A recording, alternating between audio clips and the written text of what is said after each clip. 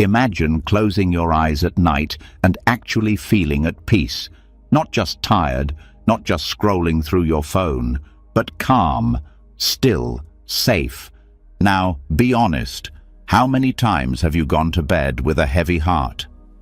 Carrying pain from the past, replaying the same old arguments, wishing you could just let go, but not knowing how. The way you end your day matters. If your nights are full of tension, regrets, and emotional clutter, your sleep will suffer. And without good sleep, your mind stays foggy, your heart stays heavy, and your peace stays out of reach. But if you learn to let go, truly let go, you won't just sleep better. You'll heal, you'll forgive, you'll feel free. Tonight, you're going to discover the Zen path to emotional peace. These are not random tips. These are powerful practices passed down through centuries, designed to help you forgive deeply, heal fully, and sleep like you haven't in years. This is not theory. This is transformation. You'll learn how to release pain, quiet your mind, and let your heart finally rest. From silent rituals to breathwork, from night meditations to gentle movements, everything you're about to hear is built to calm your nervous system and lighten your soul. But before we start, I want you to do one small thing. Make a promise to yourself. Write this in the comments. Starting tonight, I am letting go. I am healing. I am Zen. This isn't just a sentence. It's a seed, a signal to your mind that you are ready to change. The more you say it, the more real it becomes. So write it now and say it like you mean it. Because what's coming next is more than 3 hours of Zen. It's 3 hours of coming home to yourself, to peace, to healing, to real rest. Let's begin. There's a quiet moment right after the lights go off and the world slows down, where the truth creeps in. The grudge you've held, the resentment that simmers under your smile, the ache that never fully leaves. It all shows up, uninvited, still breathing, still waiting for resolution. You might not speak of it often, but you feel it. That lingering sense that someone owes you something, an apology, an explanation, a sign that the universe is paying attention, that what happened to you wasn't fair and someone, somewhere, needs to make it right. That need, the craving for justice, for being right, is one of the heaviest weights the human heart can carry. Zen doesn't offer you a courtroom. It doesn't promise that your pain will be acknowledged by those who caused it. What it offers is something harder, but infinitely more powerful. The ability to walk away from the courtroom in your mind and step into peace. Letting go of justice doesn't mean giving up. It means setting yourself free. It starts with noticing how tightly you're holding on. That tiny reaction when someone cuts you off in traffic. The sting when someone gets credit you deserve. The mental replay of conversations where you were dismissed, misunderstood, or betrayed. These aren't random frustrations. They're part of the same web. The ego's need to be right, to be seen, to win. Zen helps you cut that web, thread by thread, until you can finally breathe again. The practice doesn't ask you to deny your feelings. In fact, it asks you to see them clearly, without judgment. What it does ask is that you stop feeding the flame. That you notice how craving fairness often becomes a trap, where you rehearse pain again and again, hoping it will resolve itself if you just think hard enough. But it doesn't.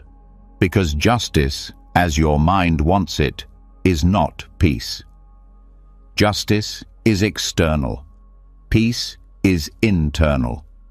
When you rely on external outcomes to soothe internal wounds, you hand over your power. You say, "I can only feel okay if they admit they were wrong." You make your peace dependent on someone else's awareness, which they may never have. Zen invites you back to yourself. It teaches that every desire for fairness is really a desire for recognition.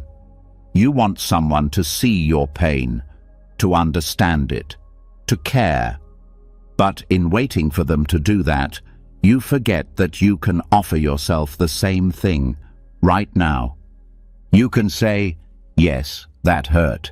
You can say, "That should not have happened." And then, instead of staying in the spiral of blame or hope, you can soften your grip. This softening is not passive, it's fierce. It takes more strength to walk away from a battle you know you could win than to keep fighting. But here's the truth. Even if you win, you still lose if peace isn't part of the victory. Zen detachment doesn't mean you become cold or indifferent. It means you become clear enough to see what's yours and what isn't. You stop trying to carry other people's ignorance on your back. You stop trying to fix what they refuse to see. And most importantly, you stop thinking that their awareness is necessary for your healing. Letting go of justice means you stop chasing the apology that may never come. You stop writing angry letters in your head. You stop waiting for karma to do your work for you. Instead, you choose the harder path, closure without confirmation. This kind of closure isn't about pretending it didn't matter. It's about deciding that your peace matters more. Zen teaches through presence, through breath, through repetition. Every time you notice yourself mentally arguing with someone, that's a moment to come back. Back to now. Back to your breath. Back to the stillness underneath your thoughts. It doesn't matter how many times your mind tries to pull you back into the fight. You simply return. That's the practice. Return again and again until the need to be right dissolves into the need to be free. Freedom begins with ownership, not of blame, but of attention. If your attention is tied up in past offenses, you are not living. You're reliving. Zen asks, how many moments will you sacrifice to stories you can't change? The ego doesn't like this question. It insists that justice is noble. But what it really means is, I don't want to let go until I get what I think I'm owed. And sometimes that means you wait for years, even decades, for words that never arrive. Meanwhile, your body carries the tension. Your breath stays shallow. Your nights stay restless. The irony is, the more you insist on being right, the more you live wrong. Because life moves, people move, and if you don't let go, you stay stuck in a moment that's already gone. Zen doesn't argue with the past. It bows to it.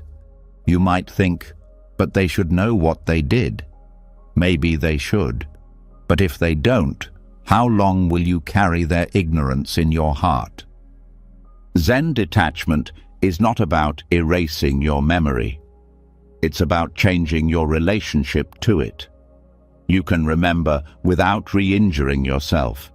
You can say, yes, that happened, and not have it define your worth or steal your joy. This is where forgiveness begins, not in forgetting, but in freeing. You forgive not because they deserve it, but because you do. Because your nervous system wasn't built to carry betrayal forever. Because your mind wasn't built to replay the same wound for 10 years. Because your spirit wants to rest. And yes, your ego may scream that this isn't fair. Zen doesn't argue with the ego. It watches, it waits, it breathes. Eventually, you realize the ego is just scared. It thinks that letting go means losing. But peace isn't a loss. Peace is the prize. When you release the need to be right, something incredible happens. You begin to live in the moment instead of in the courtroom of your past. You stop rehearsing speeches and start listening. You stop proving and start feeling. You stop performing justice and start embodying grace. This doesn't mean you never speak up. Zen isn't silence in the face of abuse. It's clarity. It's knowing when to speak and when to walk away, not out of fear, but out of wisdom. Because sometimes silence says more than an argument ever could. And when you do speak, you speak from presence, not pain. Not as someone trying to win, but as someone who no longer needs to. You might be surprised how people respond to this energy.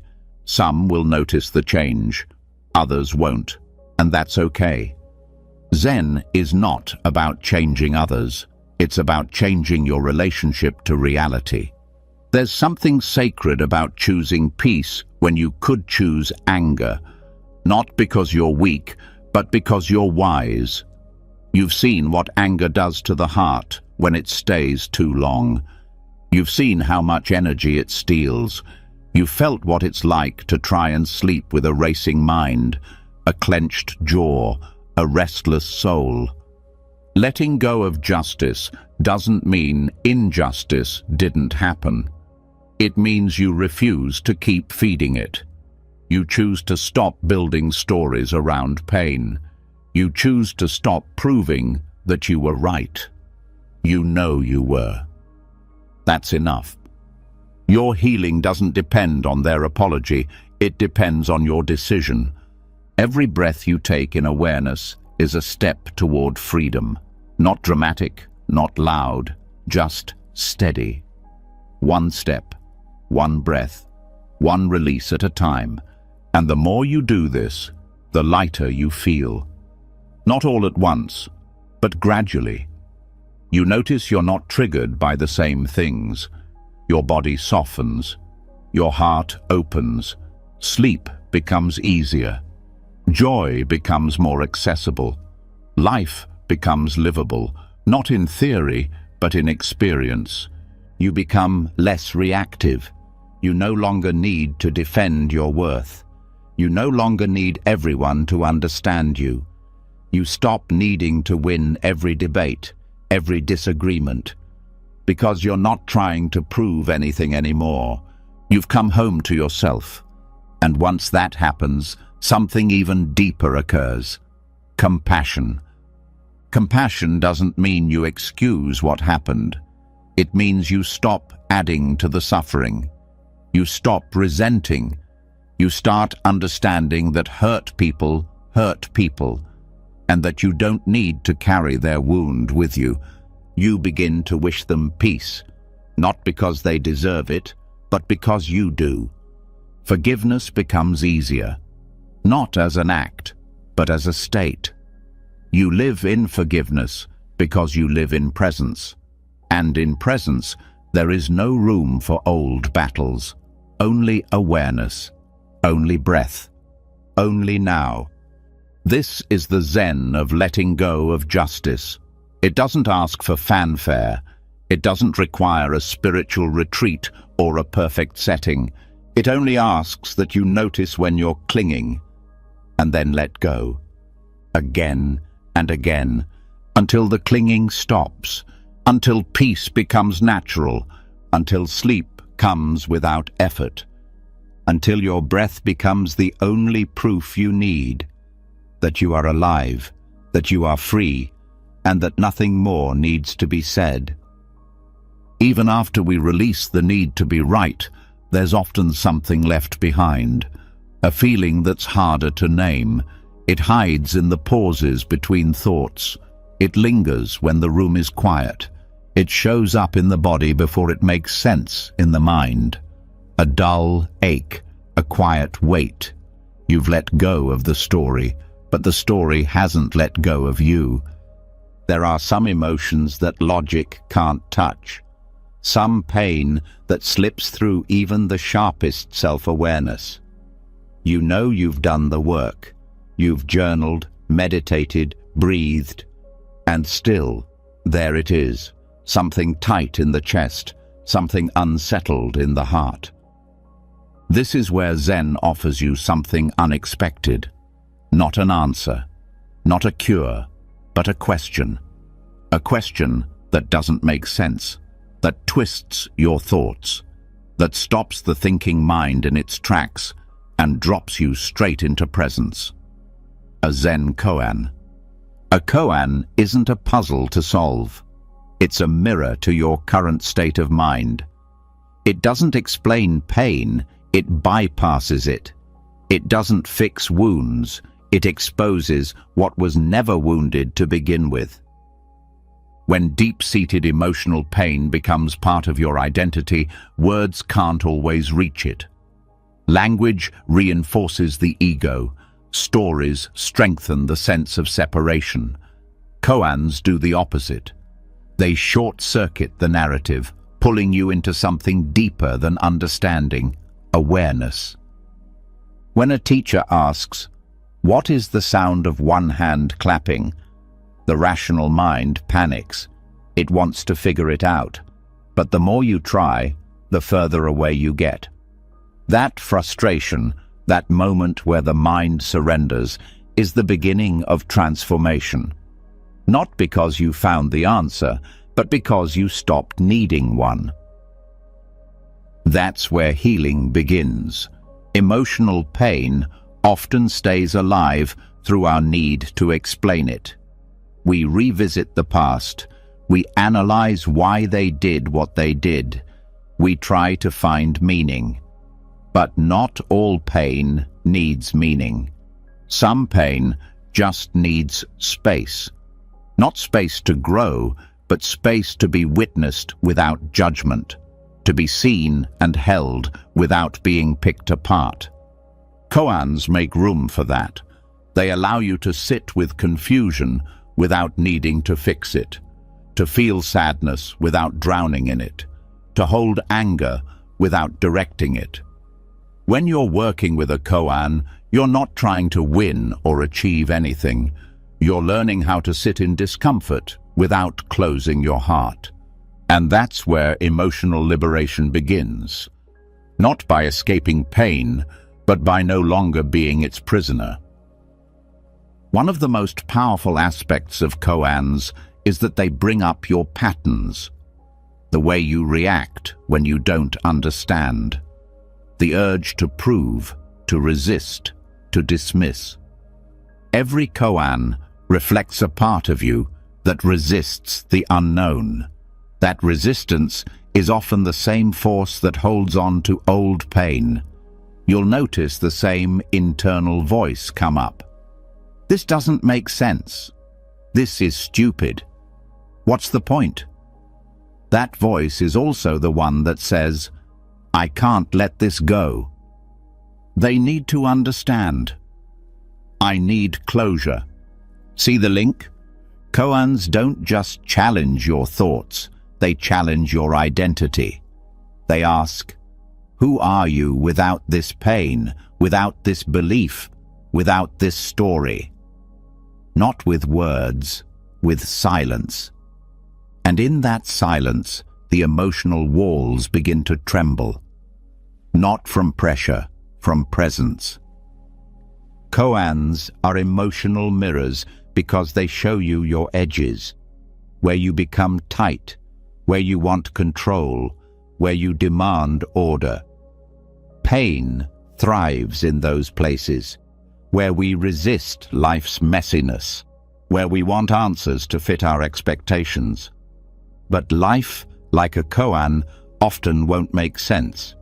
It will give you loss without explanation, betrayal without reason, change without warning. When you work with a koan like, what was your original face before you were born? Your mind scrambles. It cannot answer, but in that moment, it also pauses. And when the mind pauses, the heart can speak. Emotional pain isn't just about what happened. It's about the meaning we gave it, the story we repeat. Koans interrupt that story, not by replacing it, but by showing that we are more than our interpretation. A koan can't be solved with logic. That's the point. It pulls you out of your usual way of thinking.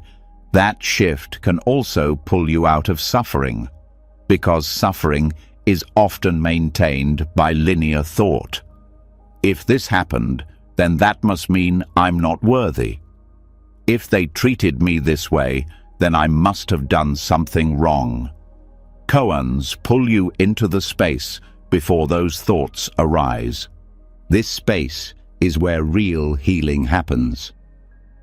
Not through effort, through presence. When you sit with a koan, it works on you, even if you don't understand it. Especially if you don't understand it. Your ego won't like it. It will call it nonsense. But something deeper will stir. The part of you that knows without needing proof. The part that remembers peace, even after years of pain. That part doesn't need words. Koans can also open old wounds in a way that's safe. Not to relive them, but to release what's still stuck. Emotions that were frozen in time. Grief that never had a witness. Anger that never had a voice. You might not know why you're crying. You don't need to. The tears are the answer your mind could never find. Sometimes the question itself is the medicine. Koans also reveal your expectations. We think healing should look a certain way. Be gentle, be clear. But sometimes healing looks like confusion, like not knowing, like having no idea what to do next, and staying there without running. That's the gift of the koan. It teaches you to stay with the unknown, to stay with the pain, to stay without trying to fix. Because in the staying, something breaks open. Not in a dramatic moment, but in stillness, in silence, in the space where you stop trying to change what is and simply be with it. Many people use koans in meditation, repeating the same phrase for weeks or months. Not to get the right answer, but to feel what comes up. What stories arise, what feelings surface. Each one is an invitation, an opening. You start to see how you react to frustration, how your mind wants to avoid, explain, or escape. And you learn to pause, to stay open, to feel the edge and not retreat. This is what emotional liberation feels like. Not the absence of emotion, but the absence of fear around emotion. You can sit with grief without drowning, sit with anger without attacking, sit with longing without collapsing, because you've trained your nervous system to hold discomfort without closing down. Koans also train humility, the kind of humility that says, I don't need to know, I don't need to understand everything to be at peace. That humility softens the ego's grip.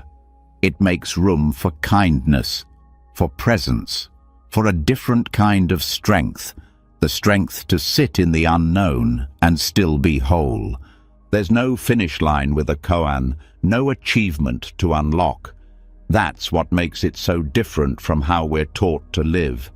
We want progress, evidence, resolution. But some wounds don't heal in straight lines. Some wounds need space, not solutions. Silence, not strategies. Koans teach you to live inside the question. That shift alone can be a release. When you stop needing to find the answer, you start listening. Deeper, slower. Not just with your ears, but with your being. You start feeling into the spaces you once avoided, and you find they're not as scary as you thought. Because when you meet pain without trying to push it away, it starts to move.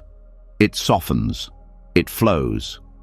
Not because you forced it, but because you finally stopped resisting it. That's the paradox. The same paradox that every koan contains. It's also the paradox of healing. The more you try to fix the pain, the tighter it holds on. The more you allow it, the more it releases. Koans help you see this not through philosophy, but through experience. Every time your mind fails to grasp the riddle, your ego shrinks just a little. Every time you return to the phrase, your presence deepens. And eventually, you're not repeating the koan to find an answer. You're using it to meet yourself. That's what liberation looks like. Not a life without pain, but a life where pain no longer defines who you are, where your heart stays open, even when things don't make sense, where your breath flows, even when old wounds return, where peace is not a destination, but a presence you carry through every moment, light or dark, clear or confusing. The koan is your practice, your mirror, your path. Not to escape your story, but to see that you were never the story to begin with. Even when the mind stops searching for answers and the heart softens in the silence of a koan, there are still some things left unsaid. The pain we caused others, the pain they caused us, the heaviness that words can't lift. Because sometimes language fails where presence begins, and some of the deepest wounds live in the spaces between what was spoken and what never will be. There are moments in life when the apology never arrives, or when we are the ones who can't find the words. Not because we don't feel sorry, but because nothing we say seems enough. Because certain hurts are so layered, so old, so quiet, that they've slipped beyond the reach of language. This is where Zen meets the heart, not in explanation, not in confession, but in being, in quiet, in shared space without defense, in the kind of apology that doesn't rely on sound to be heard. The art of silent apology isn't about hiding. It's about healing in a different way. It's what happens when words lose their weight and the body speaks instead, through presence, through awareness, through an openness that needs no script. When we've hurt someone, we often rush to fix it. We want to be forgiven quickly. We want to say the right thing. We want to repair what we broke. But rushing comes from discomfort, from wanting relief from guilt, not necessarily from wanting to understand the pain we caused. A silent apology begins in stillness. It begins when we stop trying to manage the other person's emotions and start facing our own. When we let ourselves feel the weight of our actions without trying to escape them. When we offer our presence, not to take away the pain, but to say, without words, I see what I did. This kind of seeing is not passive. It's an act of courage. To sit in front of someone you've hurt and say nothing, while your entire being communicates your sincerity, requires humility. It requires that you put aside the ego's desire to be forgiven and instead prioritize the other's need to be felt. Because sometimes saying, I'm sorry, too soon or too often becomes another form of control. It centers our need to be absolved, not their need to be understood. But when we offer silence, not the silence of avoidance, but the silence of presence, we give them space to feel what they feel, without pressure, without expectation. Silent apology also lives in gestures, in how we carry ourselves after the damage is done, in how we move, how we hold space, how we soften, in whether we take responsibility through consistent actions, not dramatic words. In Zen, bows are often used as a form of apology. A bow isn't just a movement, it's a symbol of surrender, of reverence, of acknowledgement. When you bow to someone, you are saying, "I see your humanity, I see your pain, I lower my defenses to honor your experience." You're not asking for anything, you're offering your awareness. This is where healing begins, not with the cleverness of what we say, but with the honesty of how we show up, without defenses, without spin, without trying to be seen as the good one. Silent apology also requires patience.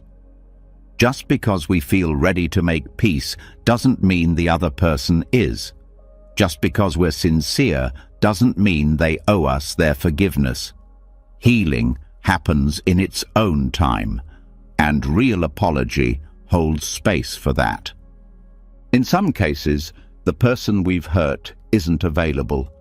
They're gone, or too wounded to meet us, or unwilling. That doesn't mean the apology can't happen. It just means it happens differently. In meditation, in the way we live, in how we carry the lessons forward. When you sit with the regret in silence, when you breathe with it, when you let it be seen in the privacy of your awareness, you are still apologizing. You are saying to life itself, "I understand more now." And that understanding is powerful. It changes how you move, how you speak, how you love in the future. The same is true when you are the one who needs an apology you'll never get. The pain of being wronged and never acknowledged can linger for years. Words you longed to hear but never came. Responsibility that was never taken. What do you do with that? You listen for the apology beneath the silence. Not from the person, but from reality. From the awareness that their inability to apologize wasn't about your worth.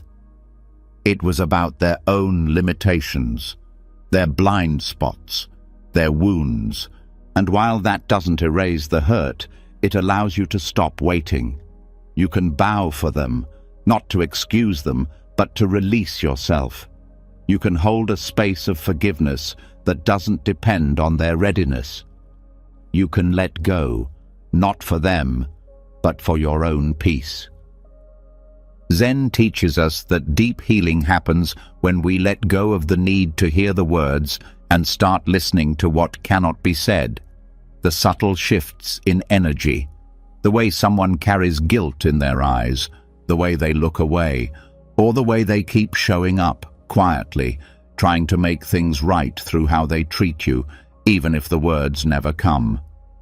This is not about pretending everything is okay.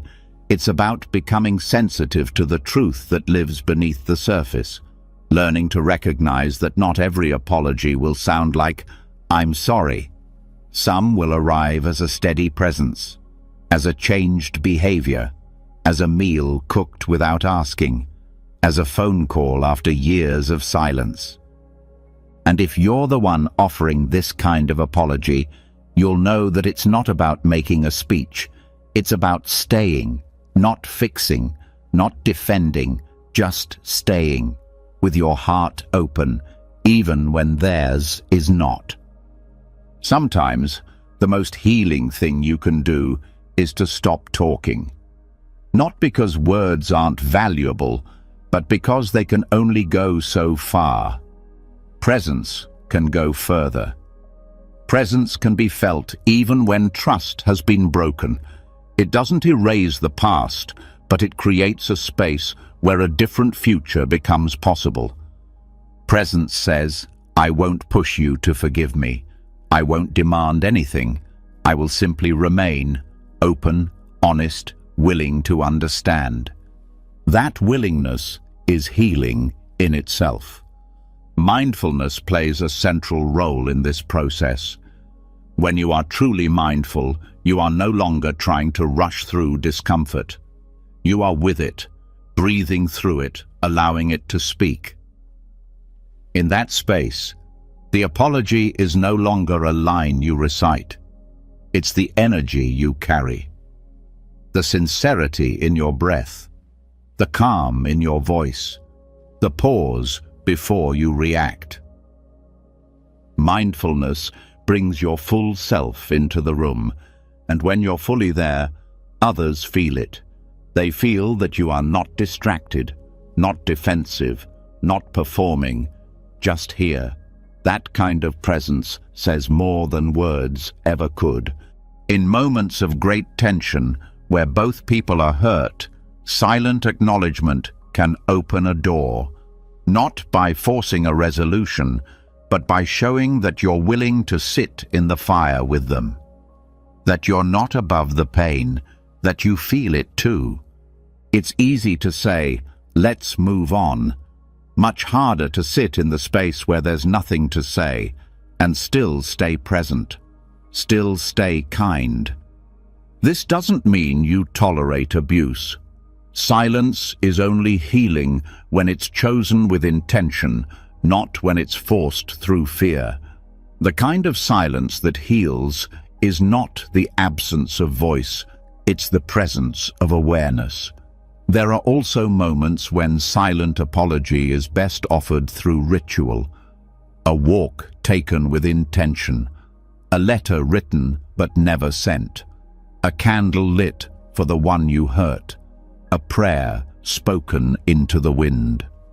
These acts don't erase the past, but they open your heart. And an open heart is the foundation of every apology worth making. We live in a world obsessed with saying the right thing, but some of the deepest healing happens when we say nothing at all, when we drop into our body, into our breath, into the energy we carry and the space we hold. This is not about avoiding responsibility, it's about expanding it, beyond just language, into presence, into action, into the subtle changes that show we are truly sorry. Healing without words isn't mysterious, it's deeply human. It's what children do when they crawl into their parents' lap after a fight. It's what lovers do when they hold each other after hurting each other. It's what friends do when they sit in silence, letting tears speak for them. You've probably experienced this without naming it. The hug that made everything okay. The long glance that said more than an entire conversation. The quiet that followed real understanding. These are silent apologies, and they are sacred because they bypass the defenses. They go directly to the heart, and in a world full of noise, they stand out, not as absence, but as presence, as attention, as care. So whether you're the one seeking forgiveness or the one offering it, know this: you don't always have to say the perfect thing. You just have to show up with your whole self, with honesty, with stillness, with the willingness to feel. Sometimes that's all it takes to begin again, and when you do, when you offer that kind of presence, healing starts to unfold quietly, naturally, like breath, like forgiveness that needs no name. Even after presence brings its quiet medicine, even after words fall away and gestures begin to speak, there's still a space we all return to, a space where we are completely unguarded. In this space, apologies fade, logic dissolves, and time unravels. We enter it every night, willingly or not. And in this space, our deeper stories begin to surface. This space is sleep. Most treat sleep as an end, an escape from the day, a break from the mind. But Zen sees it differently. Sleep is not an end. It's a doorway, a sacred part of your practice, a time when the conscious mind releases its grip and the subtle mind begins to speak. What it says, if you learn to listen, can change everything. Dreams in this tradition are not random. They are not just noise or leftover thoughts. They are mirrors. They reflect what is not yet seen during waking hours. They carry messages in symbols, in feelings, in patterns. In Zen, we don't push them away or try to interpret them with rigid rules. We meet them like a monk would meet a guest, curious, respectful, open. The problem in modern life is that sleep has become purely mechanical, a checkbox, something to fix when broken, something to hack when inconvenient. But when sleep is only treated as recovery, its deeper nature is missed. It stops being sacred, and with that loss, we also lose access to some of our most profound insights and emotional healing. Zen approaches sleep not as a problem to solve, but as a process to respect. Before sleep begins, the preparation is just as important as the rest itself. What state of mind are you bringing into that space? What thoughts are you feeding yourself as you lie down? What unresolved energy are you carrying into your dreams? Your answers shape the journey of your sleep. Because the body may rest, but the deeper layers of the mind continue moving. They whisper through symbols and images. They don't speak in straight lines. They spiral. They revisit. They repeat. Not to confuse, but to process. When Zen practitioners prepare for sleep, they often do so with ritual, not elaborate, but intentional.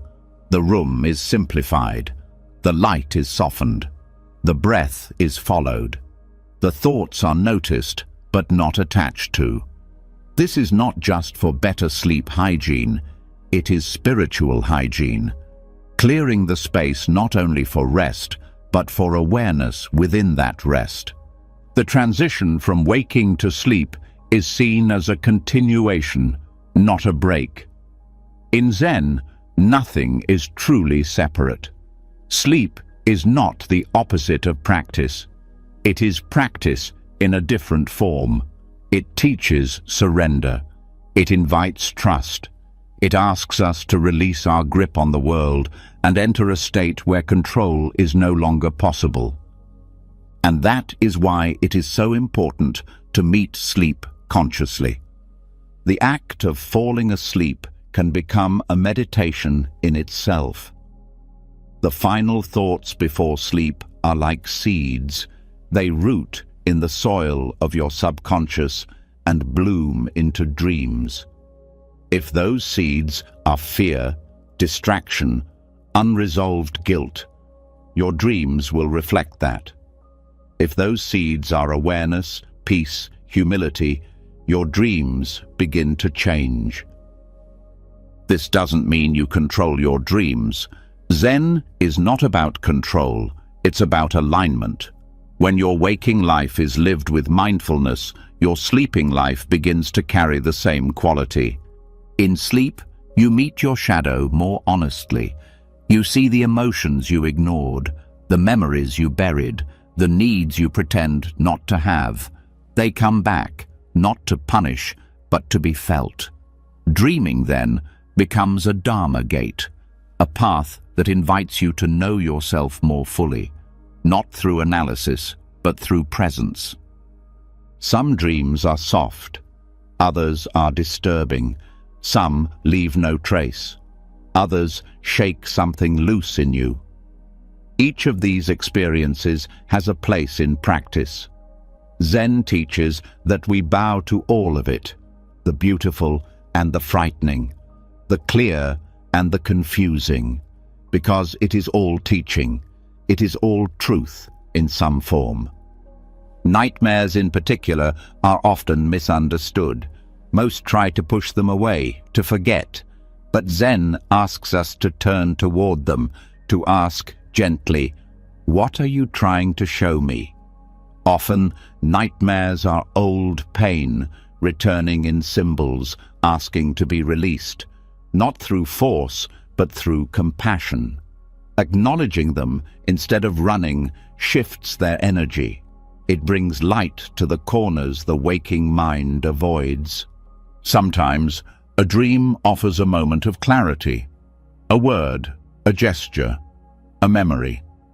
Not dramatic, but quietly profound. When you're attuned to this, you begin to carry a notebook. Not to decode every symbol like a puzzle, but to stay close to what matters. To treat the dream world with the same care you offer the outer world. In Zen monasteries, practitioners often wake in the middle of the night to sit. They don't see this as a disruption. They treat it as a calling. The quiet hours are sacred. The boundary between waking and dreaming is thin. To sit in that space is to meet a part of yourself you can't access in daylight. You can do this too. If you wake in the night, instead of reaching for distraction, try sitting, just for a few minutes. Breathe, feel, ask gently, what wants to be known right now? And listen, not with the mind, but with the whole body. Sometimes what rises is not a thought, but a release, a tear, a memory, a wave of sensation. These moments, subtle as they are part of the healing path. Healing in sleep doesn't happen through the mind's effort. It happens through surrender. When we drop into deep rest, the nervous system softens, the defenses fall, the emotional backlog of the day begins to process. And when that rest is supported by intention, by gentle rituals, by care, the depth of that healing multiplies. Zen also emphasizes waking up with awareness.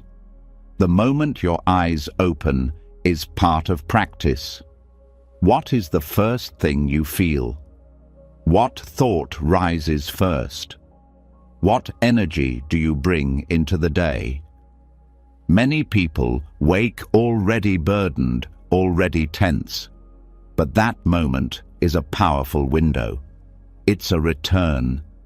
And how you meet it sets the tone for what follows. A mindful waking practice might be as simple as pausing before you move, feeling your breath, placing a hand on your heart, offering a phrase like, "Thank you," or "I return with clarity." It's not a performance, it's a recognition that this new day is not just a routine, but a chance to begin again, awake in both senses of the word. Over time, this approach to sleep creates deep changes. It softens the sharp edges of stress. It clears emotional clutter. It deepens intuition. Not because sleep becomes perfect, but because sleep becomes sacred again. You treat it with the respect it deserves. The modern world often mocks rest. It glorifies grinding, achieving, staying up late to do more. But Zen whispers a different truth. Rest is not weakness. Sleep is not waste. These are necessary states of renewal, not just for the body, but for the soul.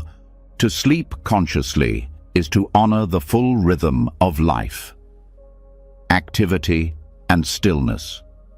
Movement and return. Thought and silence. In this rhythm, there is balance. And in that balance, you find a kind of peace that cannot be reached through effort alone. Dreams, when treated with reverence, become part of the practice. Not a sideshow, not a curiosity, but a path, a space where your inner teacher can speak, not in words, in images, in feelings, in truths you are finally ready to feel. By shifting your relationship with sleep, you shift your relationship with yourself. You no longer see rest as a break from life, but as a part of life. Not something separate from growth, but essential to it. And in that shift, you begin to trust yourself more. You begin to trust the messages that come. You begin to meet the night not with resistance, but with openness. You begin to see that healing does not happen only in the light, but also in the deep, quiet dark. Where breath slows, where the body softens, where the spirit speaks, and nothing needs to be said to be known. After learning to meet the night with reverence, to treat dreams as sacred, and to greet the silence of sleep as an opening to deeper presence, there's another practice that reaches even further into the body. This practice doesn't use words, thoughts, or intentions. It uses the entire self, muscle, breath, gravity, and through this, it becomes something rare, a direct path to humility, to softening, to peace. It is the act of bowing. Bowing in Zen is not symbolic. It is not done for appearance or tradition. It is a lived expression of surrender, recognition, and release. Every motion, rising, lowering, touching forehead to the floor, is deliberate. Every movement carries meaning. Not the kind of meaning that needs explanation, but the kind that bypasses the mind and speaks straight to the heart. In a world where most healing focuses on words, bowing returns us to the body. It speaks to the parts of us that are tired of talking, tired of thinking, tired of trying to explain. It meets the pain that sits below the surface, the pain that lives in the chest, the throat, the shoulders, the kind of pain that builds when we carry old resentments, hold grudges, keep stories running long after they've passed. Resentment is a tension. It's held in the body like armor. It appears in the way we stand, in how we breathe, in how we look at someone. It's a quiet refusal to release, a gripping, a guarding. Often, we aren't even aware of how much we're holding until something, someone, asks us to soften. Bowing asks this, gently but without compromise. There is no way to bow with resentment fully intact. Not because the act forces anything, but because the posture of bowing, physically, emotionally, energetically, calls forth something else. It calls forth humility, and not the performative kind, the real kind, the kind that whispers, I am no higher, I am no lower, I let go. The structure of a Zen bow varies, but the essence is constant. There is a pause, hands pressed together, a breath. The body leans forward, knees bend, the forehead touches the ground. Then a return to upright. It seems simple, but inside, the simplicity is a profound letting go. That pause before the bow begins is important. It's where the intention gathers, not as a thought, but as presence. In that breath, you feel everything that wants to resist the act. All the reasons not to bow, all the tightness, all the pride. That's the moment where the work begins. As you bend, something else bends too, the narrative. The one where you were right and they were wrong. the one where your pain had to be proven before it could be released. It doesn't disappear, but it becomes less solid, more fluid. The act of lowering the body lowers the story. It doesn't erase it. It puts it in perspective. Touching your forehead to the ground is not just symbolic. It puts your head below your heart. This shift has energetic power. It allows the thinking mind to pause and the feeling body to lead. You are not explaining your forgiveness. You are offering it without needing words. You are placing yourself in a posture that says, "I let go of needing to win." This movement changes the breath. When you bow with sincerity, the breath deepens. The tension around the heart softens. The body feels heavier in a good way, grounded, surrendered. There is no tension in full prostration. There can't be. Resentment needs tension to survive. In this posture, it starts to dissolve. Bowing is especially powerful when done with someone you struggle to forgive. You do not have to speak. You do not even have to be face to face. You can bow toward their presence. You can bow toward their name. You can bow toward the pain. The gesture is not for them, it's for you. It is a declaration that you are ready to put the burden down. If it feels unnatural, that's okay. We are taught not to bow. We are taught to stand tall, to stay guarded, to be proud. Bowing may feel vulnerable, strange, even foolish, but that is where its power lies. It disrupts the ego's control. It interrupts the loop of defensiveness. It invites a new kind of strength, the strength to soften. When you incorporate bowing into daily practice, it starts to shift how you carry yourself the rest of the day. You begin to notice the small resistances, the glances that judge, the thoughts that linger on unfairness, the tones that come from pride. You begin to see these patterns not as personality, but as habits that can be released. Resentment often hides in the background. It becomes part of the emotional landscape, shaping reactions, coloring relationships, feeding tension. Because it's not loud, it's easy to live with for a long time, but it leaves its mark. It dulls the joy in connection. It holds back love. It builds barriers, even when you want to open. Bowing breaks the pattern, even if only for a moment.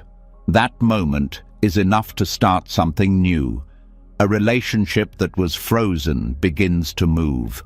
A grudge that seemed permanent begins to loosen. Not because the past changed, but because your posture toward it did. This kind of practice can be done alone, in silence.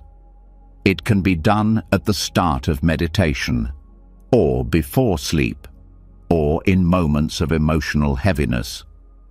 The key is sincerity. Without it, bowing is just performance. With it, bowing is medicine. Some Zen practitioners bow hundreds of times a day, not as punishment, as devotion. Each bow is a drop of water against the stone of the self. Slowly, over time, the hard edges soften.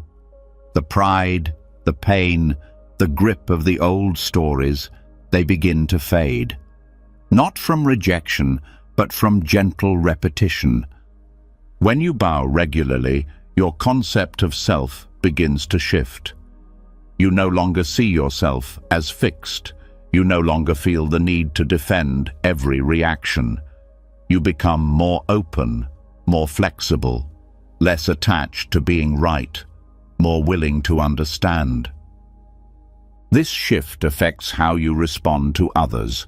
You become less reactive, less quick to judge, less in need of being seen as the one who knows. Bowing teaches that peace is not found in being above others. It's found in meeting them where they are without needing to control the outcome. In moments of conflict, remembering the bow, even if only internally, can stop the spiral. It can turn a defensive reaction into a breath, a closing into an opening, a sharp word into silence. And from that silence, something new can grow. If you've never bowed as part of your emotional practice, start small. A single bow with full awareness is more powerful than 1,000 done without presence. Let your body teach you. Let the movement guide the mind. Over time, it will feel more natural, more healing, more essential. Bowing also connects you to lineage, to all those who have bowed before you, who faced their own pain, their own pride, their own need to be right, and chose to let go. You are not alone in this practice. You are part of a quiet, powerful tradition that transcends culture and time. And in that lineage, there is strength. You feel it in your bones, in your breath, in the stillness after the bow. That stillness is not empty. It is filled with all that has been released, with all that no longer needs to be carried. The more you bow, the more you understand that forgiveness is not always a grand event. Sometimes it is a simple movement, a quiet breath, a forehead to the ground, a whisper not of words, but of willingness, a letting go again and again until the heart no longer clings. This is how Zen dissolves resentment, not through force, not through explanation, through presence, through motion, through the humility of the body and the honesty of the heart, through the simple, radical act of bowing, fully, freely, completely. When the body bows, when pride softens and the ego quiets, a different kind of presence becomes possible. One that doesn't demand surrender, but invites it gently. One that doesn't shake you, but steadies you. After the physical expression of humility, after the breath has deepened and the grudges have loosened their grip, you may notice a craving not for more release, but for restoration. Not to fight or fix, but simply to feel whole again. This is where the tea ceremony enters. Not as a performance, not as a decorative ritual, but as medicine, as real, grounded healing. In Zen, the tea ceremony is not a social activity. It is not for entertainment. It is not hurried, nor is it casual. It is a practice of care, care for the moment, for the body, for space, for the invisible wounds that modern life rarely allows time to tend. In this space, you don't just make tea, you make peace. The ceremony is rooted in 4 principles: harmony, respect, purity, and tranquility. Each of these is not just a concept to understand, but a quality to embody. The way you touch the cup, the way you move through the space, the way you sit, it all reflects your internal state. But even more, it reshapes that state as you move. This is where its healing power lives. Every part of the tea ritual has meaning. The act of cleaning the utensils is not about germs. It is a purification of mind, a symbolic clearing of emotional clutter. Each movement is slow, intentional. You are not rushing through a task. You are engaging in presence. The water isn't boiled aggressively. It is coaxed to warmth. The tea isn't poured for speed. It is offered like a gift. Your awareness expands into every detail: the texture of the bowl, the sound of steam rising, the fragrance rising just before the first sip. You are fully inside the moment, not reaching ahead, not falling behind. You become the space where peace grows quietly. This ceremony teaches that healing doesn't always require effort. Sometimes it requires attention, not the kind of attention that analyzes, but the kind that watches, that listens, that receives. In a tea ceremony, you do not talk. The silence isn't awkward, it's sacred. It allows emotions to settle like leaves in a steeping pot. The inner restlessness that demands distraction begins to slow. You are no longer performing for anyone. You are no longer chasing anything. You are simply being. That alone is deeply nourishing. The emotional reset that occurs during this process is not forced. It arises naturally from the quality of your presence. When you are fully present, the nervous system calms. The tension in the muscles begins to soften. The breath becomes steady without trying. This physiological shift supports emotional stability. You do not have to fight for balance. It returns gently as you slow down. What's unique about the tea ritual is that it doesn't require spiritual language to be spiritual. There is no preaching, no belief system imposed. The act itself, precise, beautiful, quiet, is the teaching. The lesson is in the doing. That's why even people who know nothing about Zen feel different after participating in a true tea ceremony. They may not know why they feel calmer.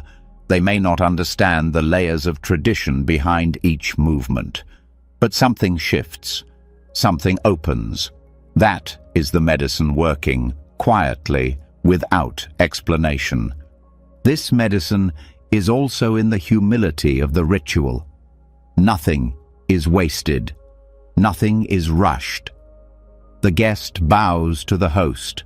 The host bows to the tools. There is no hierarchy. There is only reverence for the moment, for the objects, for each other. This resets emotional equilibrium by removing the silent power games that often define social interaction. The ceremony also gives shape to emotion. It offers a container. When you are overwhelmed, scattered, emotionally tangled, stepping into this kind of structure gives the nervous system a boundary. Not a barrier, a form. Like a bowl holds water, the ritual holds your emotional state, allowing it to be present without spilling uncontrollably. It also reintroduces you to beauty, not the kind of beauty that impresses or decorates, but the kind that heals by reminding you of simplicity, a single flower in the alcove, the curve of a ceramic cup, the quiet rhythm of hands moving in silence. This kind of beauty is grounding. It slows the mind. It softens the heart. It opens space for peace to enter.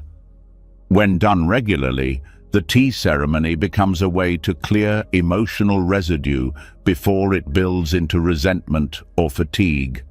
It becomes a time when nothing is expected of you except presence. You don't have to explain your feelings. You don't have to solve them. You just have to be with them, holding the bowl, sipping slowly, breathing quietly. In this stillness, clarity often arises, not as dramatic insight, not as a solution, but as a quiet understanding that you are safe in your own company. That healing is not always loud or visible, that sometimes the most powerful thing you can do is treat a small act with great care. That care extends inward.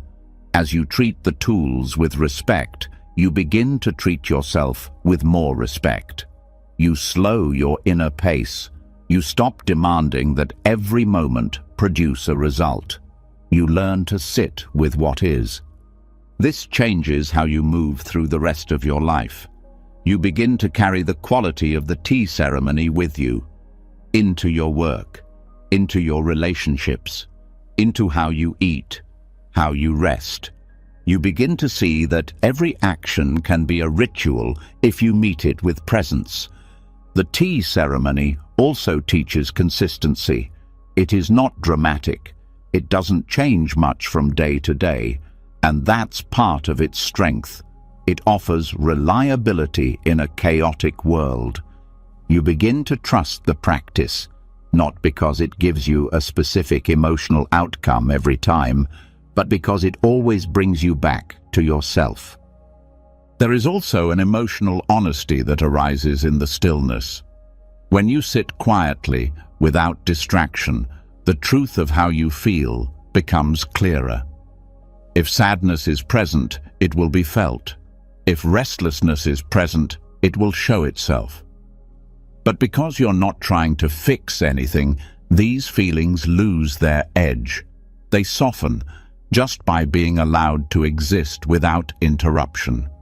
This is deeply healing.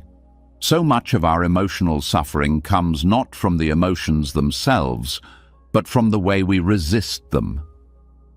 The tea ceremony offers a new way, not by teaching you to change your feelings, but by teaching you to hold them with grace. When you learn to treat the moment with that kind of care, your emotions follow. They begin to trust you. They stop shouting. They start speaking more softly. You begin to realize that your emotions were never the enemy. They were just trying to be heard. The practice becomes a conversation between your hands and the bowl, between your breath and the steam, between your awareness and whatever is moving inside. There are no answers, but there is connection, and that connection is enough. Over time, this ritual can become a form of emotional reparenting, a way to give yourself the gentleness, the patience, the presence that may have been missing before. You learn that you don't need to be fixed. You need to be held by your own attention, your own kindness. And as this understanding deepens, you may find that your relationships shift as well.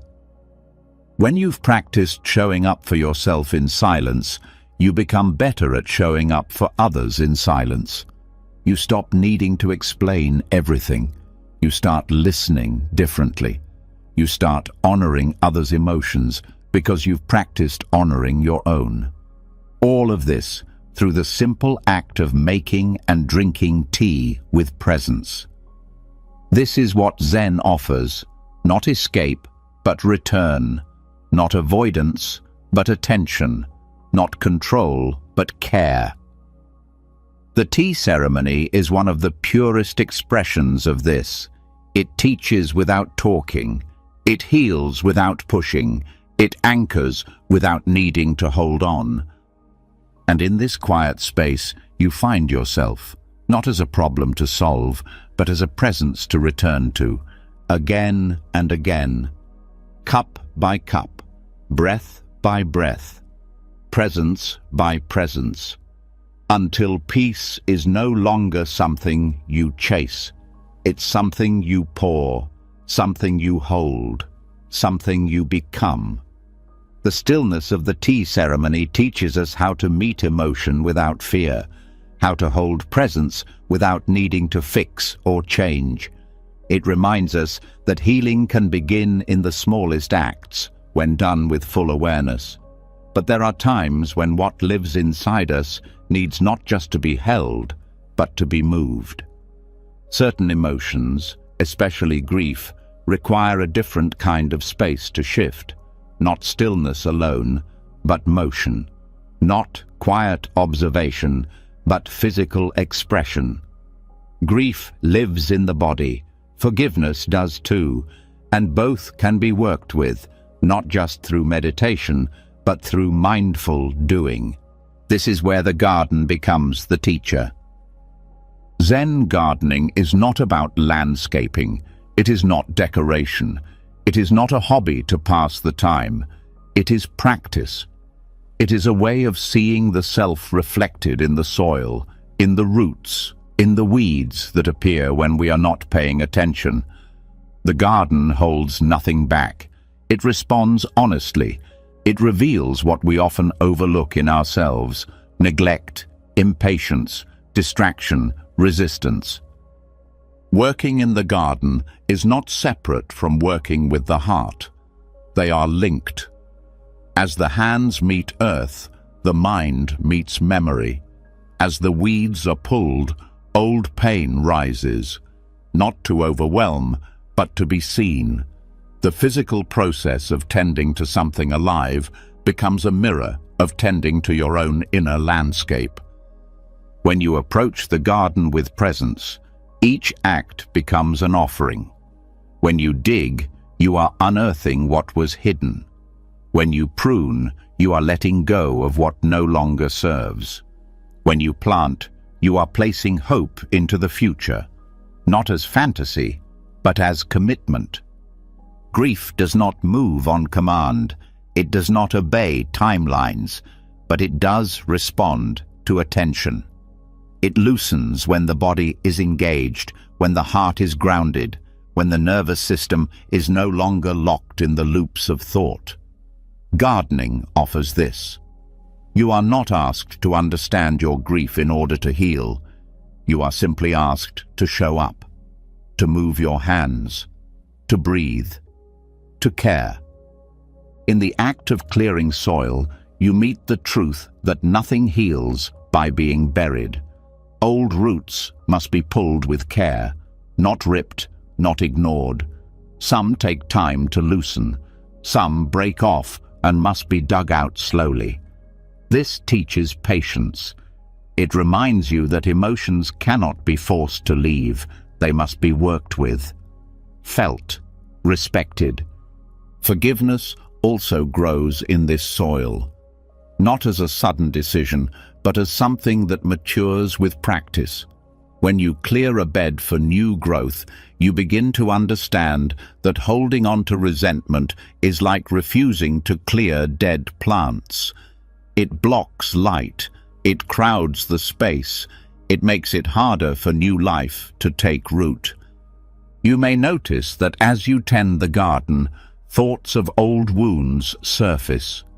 A memory you haven't touched in years, a moment of betrayal, a missed goodbye. These thoughts are not distractions. They are part of the process. The garden gives you the quiet permission to feel what is still unresolved, without needing to analyze or fix. You don't have to speak your pain aloud. You can let the soil hear it. As you work, your body becomes part of the ritual. The repetitive motion of raking, digging, watering, these are not chores. They are rhythmic movements that allow emotion to process without pressure. The body moves what the mind cannot. The act of kneeling becomes a form of humility.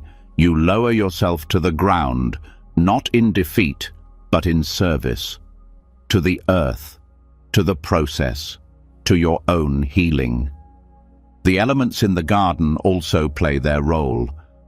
The wind teaches release. The rain teaches renewal. The sun teaches consistency. Each condition carries a message, if you listen. Some days, progress is slow. Some seasons, nothing blooms. But the garden does not quit. It waits. It adapts. It keeps going. This is what grief requires too. Not a fix, but a rhythm. Not a cure, but care. The garden becomes a teacher in how to live with loss, not by forgetting, but by integrating. You don't erase what was, you compost it. You turn it into something that can nourish the next chapter. Not in theory, in action. Forgiveness in this space becomes less about the other person. It becomes more about what you are willing to carry, more about what you are willing to release. When you loosen your grip on the story of what they did, when you place that story into the earth with your hands, you create space for something else to grow. A quiet freedom, a soft breath, a small peace. Gardening. In silence deepens this process. Without words, the senses heighten. You notice the way the soil smells after rain. You feel the tension release in your shoulders as you rake. You hear the sound of birds returning, of bees visiting flowers. These are not background details. They are reminders that life continues, that beauty is still possible, that even in the presence of pain, there is still life unfolding.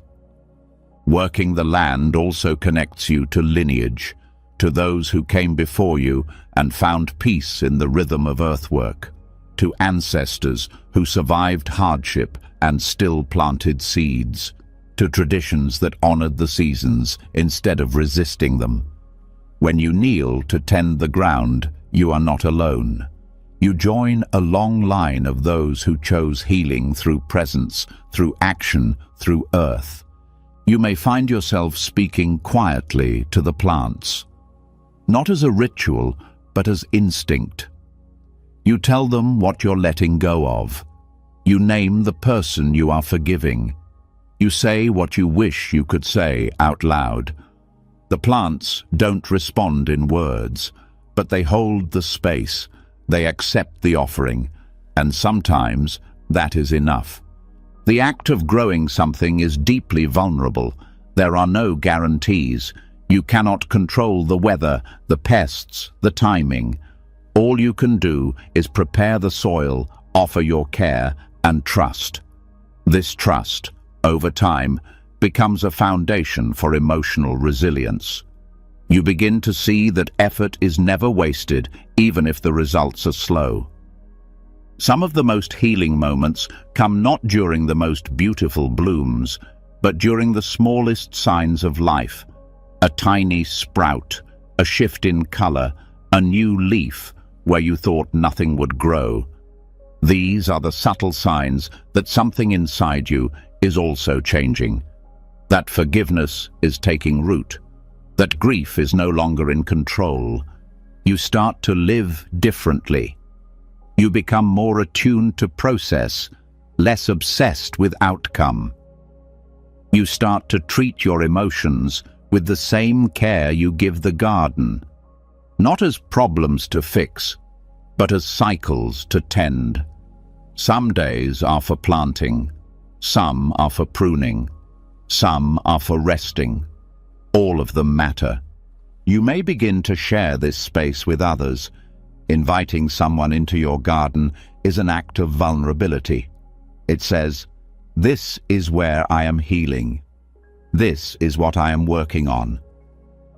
Without having to explain everything, your actions speak for you.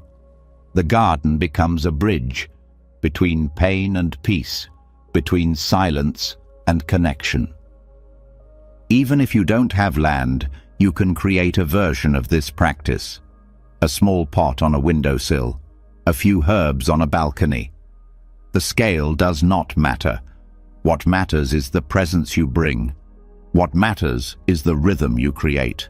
What matters is that you let your hands do the work your heart has been afraid to start. Grief will return. It comes in waves. But when you've built a practice of returning to the earth, you have a place to meet it. A space where it can move through you instead of settling inside. And each time you return, the process gets clearer. Not easier, but more familiar. You know what to do with the heaviness. You know how to tend to the ache. Forgiveness, too, may take time. You may need to pull the same route more than once. You may think you've let go, only to find new bitterness sprouting later. This is normal. The garden teaches that weeding is ongoing, but it also teaches that each time you return, the soil becomes softer, the roots come up more easily, the space becomes more open. Over time, what once felt heavy becomes manageable. What once felt impossible begins to shift, and you begin to feel more at home in your own experience. Not because the pain is gone, but because you've found a way to be with it that brings peace. This is the gift of Zen gardening. It is not therapy in the modern sense. It is deeper. It is physical prayer. It is emotional renewal disguised as daily practice. It is presence in motion. It is where grief and forgiveness meet, not as ideas, but as lived truth. Hands in the earth, breath in the body, heart a little more open than before, and every small act done with care becomes a way back to wholeness. No need to rush, just return, day by day, seed by seed, until you begin to trust that healing, like the garden, always knows the way. As the garden softens your hands and teaches you the slow rhythm of restoration, a deeper lesson begins to emerge. One that is not tied to the visible, not carried in the leaves or soil, not found in form at all. Beneath the layers of effort and ritual, beneath even the tenderness of grief and the hard-earned space of forgiveness, lies something quieter. Not a tool, not a technique, a space, a presence, a wordless truth. In Zen, it is called Mu. Mu is not a concept to understand. It is not a philosophy to memorize. It is not an answer, though it begins with a question. Mu is the koan that breaks through the story of self. It is the gate that leads into the unknown, the silence that holds all things, the space where identity and pain lose their outlines. It is nothing. But not in the empty, hopeless way we often fear. It is nothing in the most generous way. No resistance, no holding, no past, no problem. And it is here, in this nothingness, that true forgiveness begins. Forgiveness is often taught as a decision, something you give, a task to complete. But when you sit deeply in the presence of Mu, you begin to see that forgiveness isn't something you do.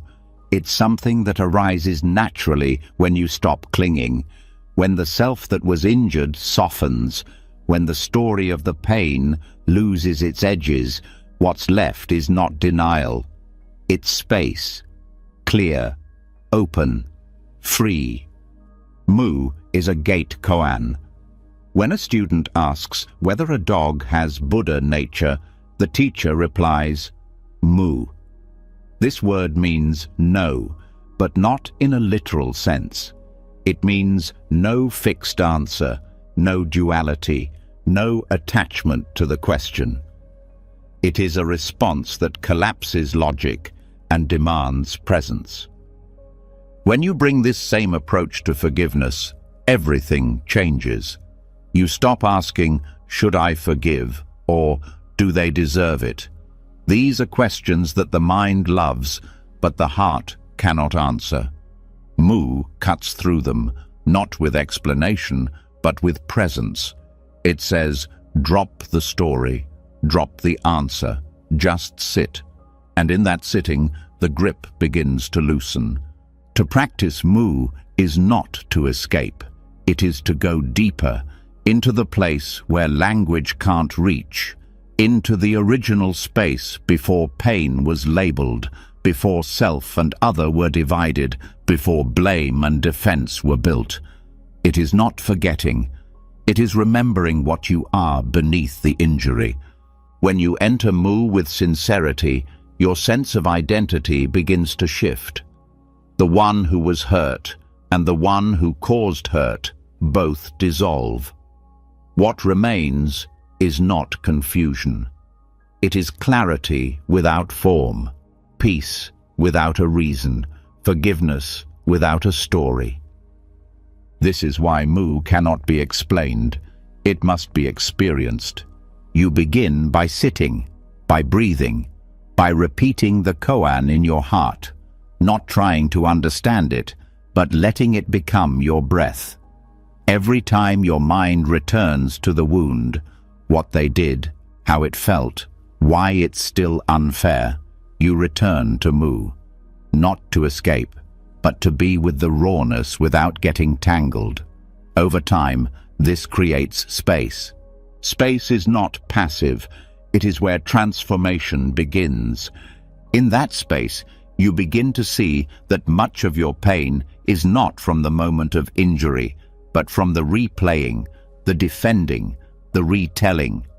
Mu breaks that loop. It stops the cycle, not by fixing the pain, but by pulling you into the presence beyond it. This presence is not numb. It feels everything, but it does not attach. It does not make meaning out of suffering. It allows suffering to rise, crest, and fall like a wave. Nothing is held. Nothing is rejected. All is allowed, but nothing sticks. Forgiveness in this context is not about the other. It's not even about you in the usual sense. It's about the release of separation. When there is no longer a tight self defending against a tight other, there is room, and in that room, grace appears. This does not mean boundaries disappear. You still live, speak, act, but you do so from clarity, not from a wounded identity. You do not react to protect a self that's been built around injury. You respond from stillness, from center, from Mu. Mu is not a thing. It is the absence of thingness, the space between thoughts, the silence before speech, the pause before action. It is the root of all Zen practice, not a place you go, but the presence you uncover when everything else falls away. When you sit with Mu, forgiveness is not a project. It is a byproduct.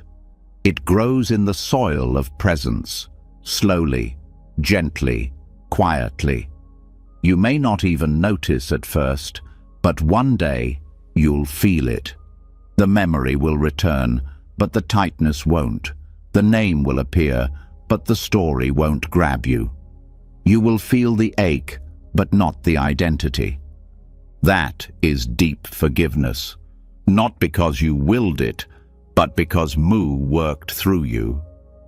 This experience is different from conventional spiritual bypassing. It does not avoid pain. It does not mask resentment with false calm. It meets the pain completely, but without identity, without judgment. You are not the pain. You are not the healer. You are simply here, as awareness, as breath, as Mu. This kind of forgiveness leaves no trace, no scar, not because the past didn't happen, but because it is no longer happening. It has lost its power to shape who you are. The weight is gone, not because it was lifted, but because you stopped carrying it. When you enter Mu, everything becomes lighter, even grief, even betrayal.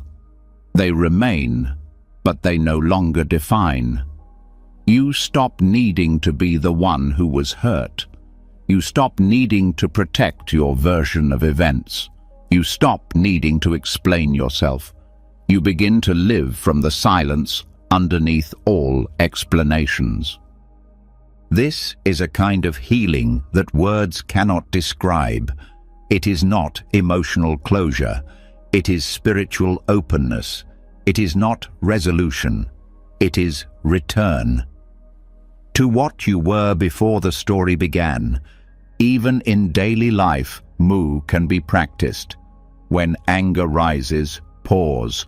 When resentment speaks, listen without obeying. When you feel the old pattern pulling you, say Mu, not aloud, but inwardly. as a reminder, as a return. This return becomes your practice, again and again. Not to force change, but to meet what is real. In time, you begin to see that forgiveness is not a gift you give. It is the natural result of no longer identifying with pain. It is not moral, it is spacious. You may still remember what happened. You may still choose to walk away, set boundaries, protect yourself. But you no longer carry the burden. You no longer tighten around the wound. You no longer define yourself by what was done to you. This freedom cannot be taught in steps. It cannot be planned. But it can be trusted. Each time you enter Mu, you strengthen the part of you that is already whole, the part that was never touched by trauma, the part that existed before hurt. This part is not a fantasy. It is not an ideal. It is what you are when nothing else is added. It is the ground of your being. And in that ground, forgiveness is not a task. It is a way of being. You move from reaction to response, from holding to releasing, from separation to inclusion. You begin to see the pain of others, even those who hurt you, with clearer eyes, not to excuse, but to understand, not to justify, but to see. And in that seeing, something softens, not because it should, because it can. This is what Mu offers, not a solution, not a technique, a return to emptiness that is not empty, to silence that is full, to nothingness that holds everything. Here you are free, not because life is perfect, but because you no longer need it to be. In this space, you forgive, not because it's the right thing, not because someone told you to, not even because you wanted to.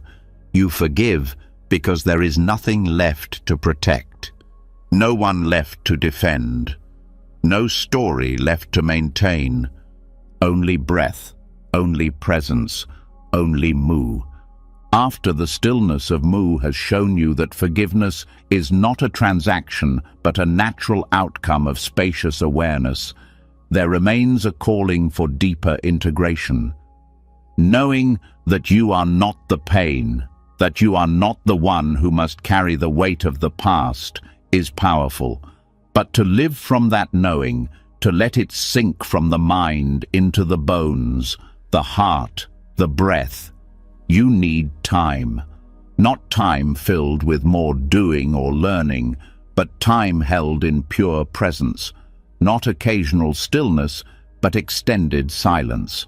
This is where monastic silence becomes not just useful, but essential. The silence of a Zen monastery is not simply the absence of talking. It is structured. It is deliberate. It is filled with discipline and care.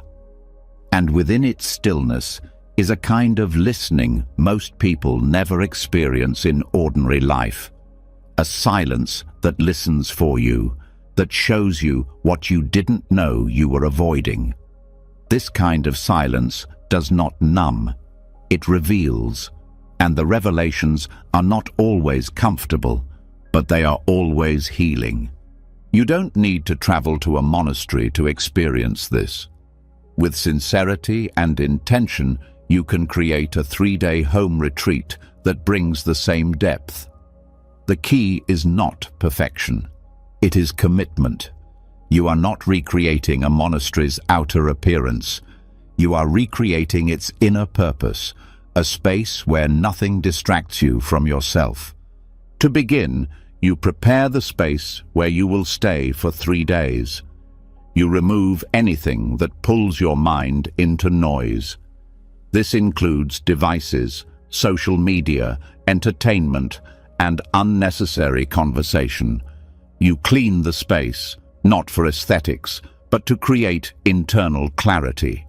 The external mess often reflects internal confusion. Clearing the space is the first act of retreat. It signals to the nervous system that something different is beginning. You do not need elaborate tools. A cushion, a notebook, a simple altar or candle, these are enough. What matters most is intention.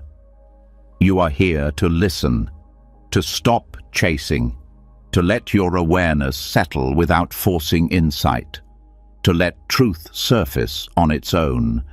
You set a schedule, not rigid, but clear. Wake at the same time each day.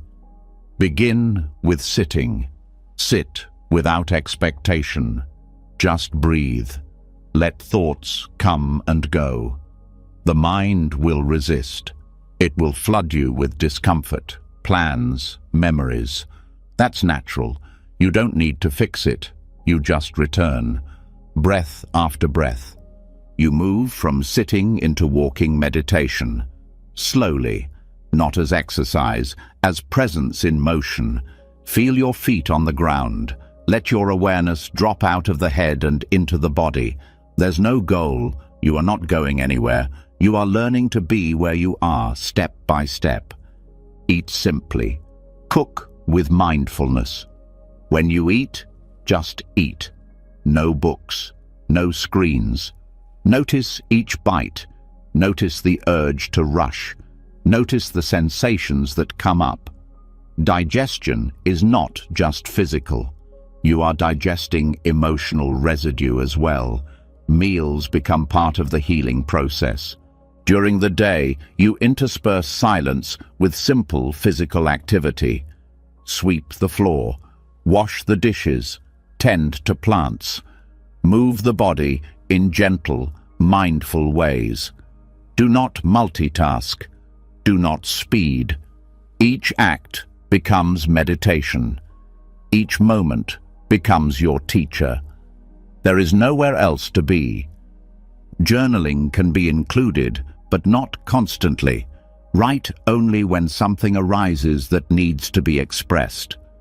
This is not an intellectual exercise. It is a release. Let the words come from the body, not the mind. What surfaces may surprise you? Memories, long buried, may rise. Emotions may swell without a clear reason. Let them move through. Do not judge. Silence reveals what noise keeps hidden. You may begin to notice how often your mind narrates, complains, rehearses conversations. In silence, these habits become obvious. This awareness alone begins the healing. You are not your thoughts.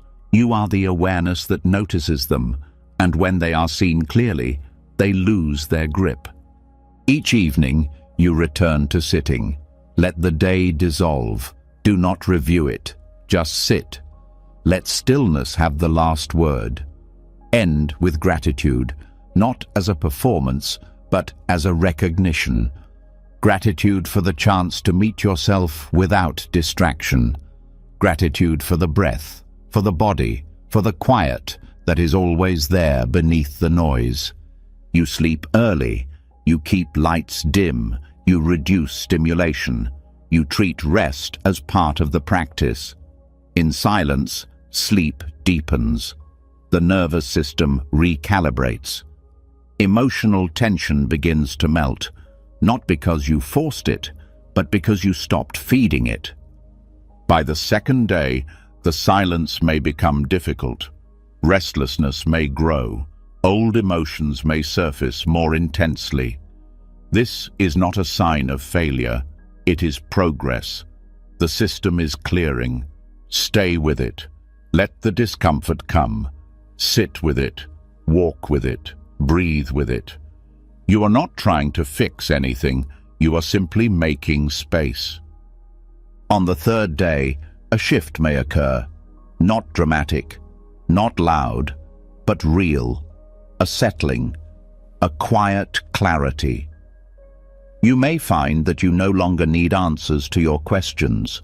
that the urge to react has faded, that the emotional charge of old pain has softened, not disappeared, but no longer in control. This is the medicine of silence. It does not erase anything. It allows everything to be seen without attachment. It teaches you to trust what arises and then let it go. Not with force, with breath. The healing that happens in these 3 days is not always visible. You may not emerge with great insight, but you will feel different, lighter, clearer, more open, and that openness is where healing continues long after the silence ends. Integrating this into your life doesn't mean staying silent forever. It means carrying the quality of that silence into speech, into action, into conflict, into the rush of everyday life. You begin to speak more slowly. You listen more fully. You no longer fill space with noise. You begin to choose your words with care. You begin to feel the weight of stillness behind each movement. Monastic silence is not withdrawal. It is a deep returning to yourself, to what matters, to what was never broken, only buried under noise. The pain we carry often feels endless because we never stop long enough to face it without flinching. In silence, you finally do. You meet what's there. And in the meeting, something shifts. You learn that the heart doesn't need fixing. It needs space to unfold. A 3-day home retreat is not about becoming a monk. It is about remembering that healing doesn't require escape. It only requires intention, structure, stillness, and the willingness to sit quietly with what is real. From this place, forgiveness becomes easier. Clarity arises without effort. Emotional wounds begin to close, not from pushing, but from resting, deeply, consistently, gently. And when you emerge, the world may look the same, but you are different, because now you know where to return. You know the silence that heals. You know how to find your way back. Whenever the noise returns, whenever the pain rises, whenever you forget, you just stop. You sit. You breathe. And you remember that healing is never far. It is here, in the quiet, waiting, always. As you return from the depth of silence, the stillness you cultivated lingers in the body. But you may also begin to notice something else. Beneath the quiet, below the mind's stories, and even under the softness of stillness, there remains a residue, an echo that doesn't vanish with insight or rest. It is stored in the chest, the shoulders, the belly, the throat. It is held in the breath. This is where the deepest healing must go next, not through thoughts, not even through silence, but through breath. Zen does not separate the body from the mind or the breath from the heart. All are expressions of the same life. Where the mind clings, the body tightens. Where the heart aches, the breath contracts. Trauma, grief, anger, these do not only live in memory. They live in posture, in how you breathe, in the tension you carry without realizing it. This is where breathwork becomes not just useful, but essential. Not just as a tool for relaxation, but as a practice for emotional release. Zen-inspired pranayama is simple but powerful. It requires no belief, no advanced technique, only attention and willingness. It does not force anything. It meets the body where it is and works from there. Through breath, you begin to loosen the inner spaces where emotion hides. You begin to give shape to what had no words. You start to feel again, safely, fully, completely. You begin with awareness. You sit or lie down in a quiet space. You place your hands on the body, perhaps on the stomach or the chest. You breathe without changing anything. You notice. How deep is the breath? Where does it stop? Is there space beneath the ribs? Is the inhale tight? Is the exhale short? You don't judge, you simply observe. This alone is healing. Most people are disconnected from their breath. They do not realize how shallow it has become, how much emotion it has locked inside. By returning attention to the breath, you begin to reconnect the body to the moment. This is the first step in release. Then, gently, you start to extend the exhale. Not forcefully, just enough to create space. A longer exhale tells the nervous system it's okay to soften. It begins to lower the internal alarm. It shifts you from holding to releasing. This prepares the body to access what has been stored inside, safely. With each cycle of breath, you focus not on control, but on sensation. You may feel tightness arise. Sadness may come with no story. You may feel warmth in the chest or pressure in the throat. These are signs that the breath is reaching places your awareness had not gone before. You do not analyze. You stay with sensation. You breathe into it, not imagining air going there, but allowing awareness to settle into the place where discomfort lives. The breath carries attention. Attention carries safety, and safety allows release. Sometimes emotion will rise. Tears may come, shaking, heat. These are all signs that the body is letting go, not through force, but because you finally stopped resisting what needed to move. The breath creates the conditions. The body does the rest. One of the core practices in Zen breathwork for emotional healing is the simple method of box breathing. Equal inhale, hold, exhale, hold. For example, inhale for 4 counts, hold for 4, exhale for 4, hold for 4. This rhythm brings balance. It steadies the system. It becomes an anchor. It is especially helpful when emotions feel overwhelming. It creates a safe container for expression. Another practice is deep belly breathing, where you focus on expanding the abdomen fully on the inhale and gently pressing the air out on the exhale. Many emotional wounds contract the belly, whether from fear, shame, or grief. Reclaiming breath in this area brings power and clarity.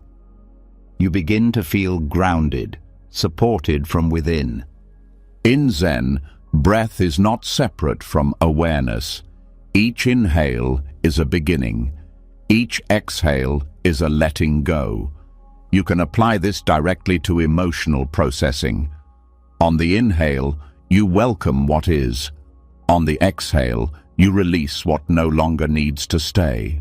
You repeat this over and over until the emotional landscape begins to shift. There is also the practice of focused exhalation. This is used when releasing more intense stored emotions, such as rage or deep grief. You inhale slowly and exhale with a sound, maybe a sigh, maybe a low hum, maybe a whispered vowel like ah or This activates the vagus nerve, which calms the entire system and allows deeper emotion to surface without becoming too intense. These sounds are not vocal performance. They are vibrational medicine. The vibration moves energy. It breaks up the rigidity inside. It clears blocks that may have existed for years. Even the jaw, often tight from holding back expression, begins to soften. The breath also brings awareness to places we often disconnect from. The hips, the lower back, the neck. These areas hold memories. The breath doesn't need to remember the story. It simply needs to be present with the feeling. As you breathe into these spaces, you begin to trust the body's wisdom. You stop needing to explain. You start letting the body speak in its own language. Over time, the breath teaches you how to stay. When pain arises, instead of bracing or running, you breathe. This simple act, staying, reverses years of emotional habit. It sends a message to the inner world. We can feel this now. We are not in danger. We can open. This creates a new relationship with pain, not as enemy, not as failure, but as part of the process. You learn to breathe with it, not against it. You learn to hold it without collapsing. You learn to meet it without fear. Zen teaches that the breath is not just air. It is life itself. It is awareness moving through form. When you breathe consciously, you return to this truth. You stop being the story. You become the awareness underneath. And in that space, healing happens naturally. You can create a breathwork routine that fits your life. Begin in the morning with 10 minutes of intentional breathing. Begin your day not with thinking, but with feeling. Let the breath set the tone. Then, throughout the day, check in. How are you breathing now? Is it shallow? Is it fast? Return to the body. Adjust. Reset. Before sleep, use breath to release the emotional accumulation of the day. Deep inhales through the nose. Long, steady exhales through the mouth. You may pair this with a phrase like, "Let it go," or "This is enough." Over time, this becomes a ritual of emotional hygiene. In moments of emotional challenge, conflict, disappointment, old triggers, your breath becomes your companion. You pause. You breathe. You choose presence over reaction. This is not always easy, but it changes everything. It interrupts the cycle. It creates space between emotion and action. There is also the possibility of using breath in a deeper ceremonial way. You can set aside an hour each week for intentional emotional release. You sit, breathe, and allow what wants to arise to come forward. You let the breath guide you. You do not plan the session. You surrender to the intelligence of the breath. Sometimes it brings peace. Sometimes it brings intensity. But always it brings truth. And truth, met with compassion, always brings freedom. The beauty of Zen breathwork is that it is always accessible. No equipment is needed, no special training, just willingness, just time, just honesty. And in return, it gives you access to the deepest layers of healing, the layers thought cannot reach. Emotional scars are not removed through effort. They are softened through presence. The breath becomes the bridge between the past and the present, between pain and peace, between the person who survived and the person who is ready to live fully again. When you breathe consciously, you begin to trust the body. You begin to feel safe in yourself. You stop waiting for someone else to bring healing. You realize it is already here, within each inhale, within each exhale. You begin to breathe not just to survive, but to return to your body, to the moment, to the you that exists beyond the wound. And in that return, nothing is forced. Everything is possible. Once the breath begins to touch the spaces that memory buried and silence could not reach, you may notice a subtle longing. Not just to sit with what you feel, but to move with it. To let the emotions that surfaced through breath now find expression in rhythm. Stillness has done its work. Now it is time to walk, not to escape, but to carry forward the healing already begun. Not to forget the past, but to give it space to move through the body step by step. This is where the practice of kinhin, or mindful walking, becomes essential. Not as exercise, not as distraction, but as ritual. A path to integrate everything you've uncovered through silence and breath. Kinhin is a Zen form of walking meditation that brings your full presence into every step. It is not hurried or casual. It is precise, grounded, intentional. You do not walk to get anywhere. You walk to be exactly where you are, with every part of you, your thoughts, your breath, your pain, your strength, all walking together. Each step becomes a small act of reconciliation, a meeting between the past and the present, a moment where memory is not something to avoid, but something to carry, lightly, without resistance. Old betrayals often stay lodged in the body because they never had a place to move. Sitting still can begin the release. Breathing can soften the walls, but walking allows the emotion to find a rhythm, to be digested, not in the mind, but in the body's natural intelligence. In kinhin, you begin by standing still. You feel both feet on the floor or on the earth, if outside. You allow your attention to settle low in your legs, your feet, your breath. Your hands form a gentle shape, usually placed against the chest or lower belly, depending on the tradition. The arms rest without tension. The gaze is soft, not fixed, but present. When you begin walking, the pace is slow, often only a half step per breath. One foot lifts, the body shifts, the heel touches down, the weight transfers, then the next. You do not rush, you do not sway, you do not plan your destination. The only goal is presence. The only posture is openness. As you walk, you allow thoughts to arise and fall away. You don't chase them.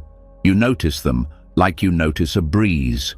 You bring your attention back to the sensation of each step, the shift of balance, the quiet stretch of muscles, the sound of your foot meeting the surface. What makes this practice healing is that it holds everything without needing to fix anything.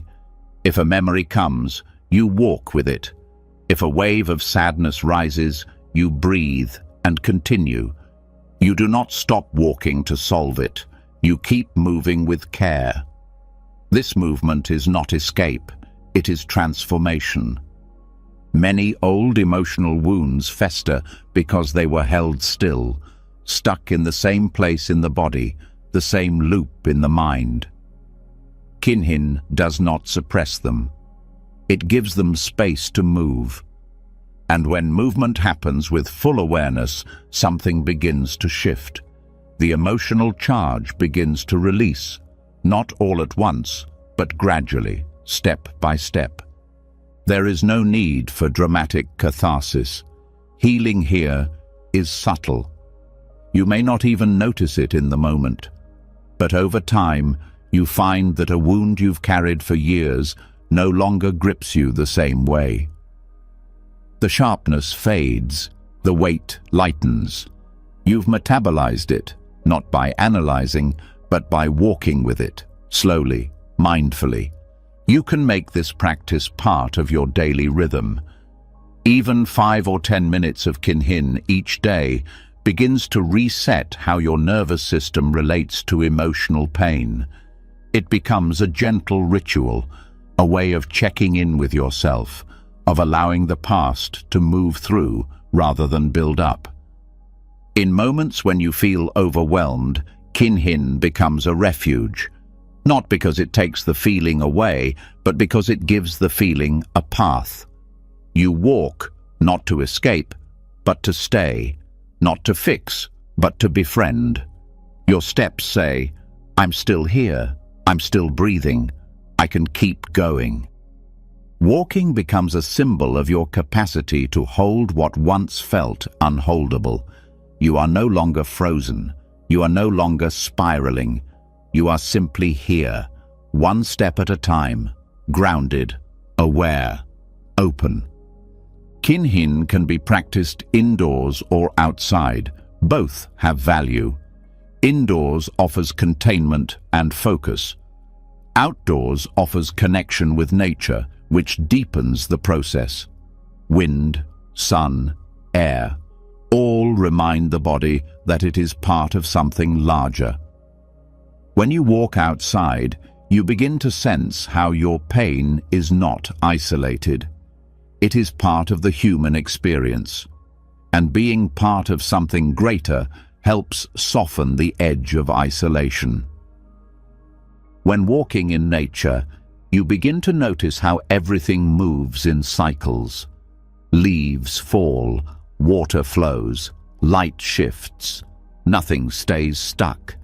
This reminds your body of its own capacity to flow, to release, to regenerate. You do not have to label your wounds as you walk. You do not need to name the betrayal or reframe the memory. You simply feel the energy of it as it moves in the body. Some days it may be heavy, some days light. Both are welcome. Your breath becomes the companion of each step. Inhale, step. Exhale, step. Breath and movement become one. This creates coherence in the system, an inner harmony that helps dislodge what was held in fragmentation. You are no longer scattered across timelines. You are here, now. As the body begins to trust this rhythm, deeper layers of emotion may rise. Grief, anger, even joy. You let it come. You keep walking.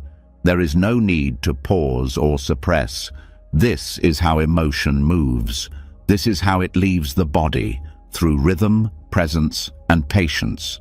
When your steps become consistent, you may begin to experience moments of pure awareness. No thought, no memory, just movement, just breath. These moments are not goals. They are byproducts of presence. They teach you that beneath the stories, there is stillness, and from that stillness, peace grows. Peace does not come from forgetting what happened. It comes from no longer being ruled by it. Walking mindfully allows you to face what was without letting it shape what is. You reclaim your power with every step that does not flinch. If the mind begins to wander, you bring it back, not with harshness, but with kindness. You return to the foot lifting. You return to the breath. This returning is the practice, not staying perfect. Returning. You can also pair this practice with a silent phrase, repeated in rhythm with the steps. Something like, "I am here," or "let it go." Choose words that anchor you in the body. Let them be gentle, like whispers to the self. They do not override the emotion, they accompany it. Over time, you begin to walk through life differently. Not only in the ritual of kinhin, but in your ordinary movement. You carry more presence into each room, each conversation. You move with more care, more softness.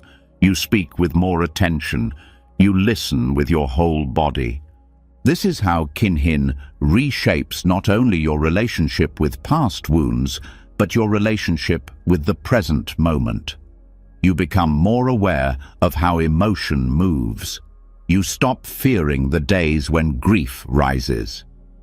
You stop rushing to fix the discomfort. You begin to trust the path, even when it feels uncertain. The physical act of walking becomes a metaphor for your inner process. You do not rush. You do not cling. You do not fight the path. You simply keep going, step by step, breath by breath. Some of the most powerful healing happens not in dramatic breakthroughs, but in the slow, faithful rhythm of daily practice. Kinhin is this kind of practice. It asks for very little, but gives everything. It teaches you that no matter how heavy the past, no matter how sharp the betrayal, you can still move forward, not by forgetting, not by pretending, but by bringing every part of yourself into this step, then the next, then the next. And in this movement, you find something sacred. You find your way back, not to how things were, but to who you are now, whole, present, walking, free. As the path of Kinhin draws you back into the present, step by steady step, the body begins to remember that it no longer has to carry what was too heavy for too long. With each breath and footfall, a deeper understanding takes shape. Healing doesn't mean returning to what was. It means learning to live gracefully with what remains. The scar, the broken trust, the choices that cannot be undone, they are still there. But now they are softer, less sharp. The question is no longer how to remove what happened. The question becomes how to live fully with imperfection and still find peace. This is where the wisdom of wabi-sabi becomes vital. Wabi-sabi is a Zen aesthetic, but it is also a way of living. It sees beauty not in perfection, but in the incomplete, the aged, the flawed. It honors the crack in the bowl, the weathered wood, the faded fabric. It teaches us that value does not vanish when something breaks. It changes, deepens, becomes more real. In emotional life, we are often taught the opposite. We are taught to idealize purity, to fear damage, to hide our flaws and resent the flaws of others. But this only creates more pain. It places impossible standards on the self and on those we love. It turns conflict into failure. It turns healing into shame. It blocks forgiveness. Wabi-sabi shows another path. It teaches that the very things we try to hide may be the most beautiful parts of us. That cracks can let in light. That time softens even the hardest shapes. That nothing stays perfect and nothing has to. When you begin to live from this truth, you stop demanding perfection from others. You stop needing them to have never hurt you. You begin to see that the people who failed you are human, shaped by their own wounds, their own limitations. This does not mean you excuse harm. It means you stop insisting that others should have been more than they were capable of being. This shift makes space for compassion, not only for them, but for yourself. You begin to see your own mistakes not as proof of your unworthiness, but as proof of your aliveness. You recognize the courage it takes to grow at all. You forgive yourself, not because you are blameless, but because you are learning, because even your missteps are part of your unfolding. Wabi-sabi embraces transience. It knows that nothing stays. People leave, feelings change, bodies age. It is not tragic. It is natural. Trying to hold on tightly to what must evolve only leads to suffering.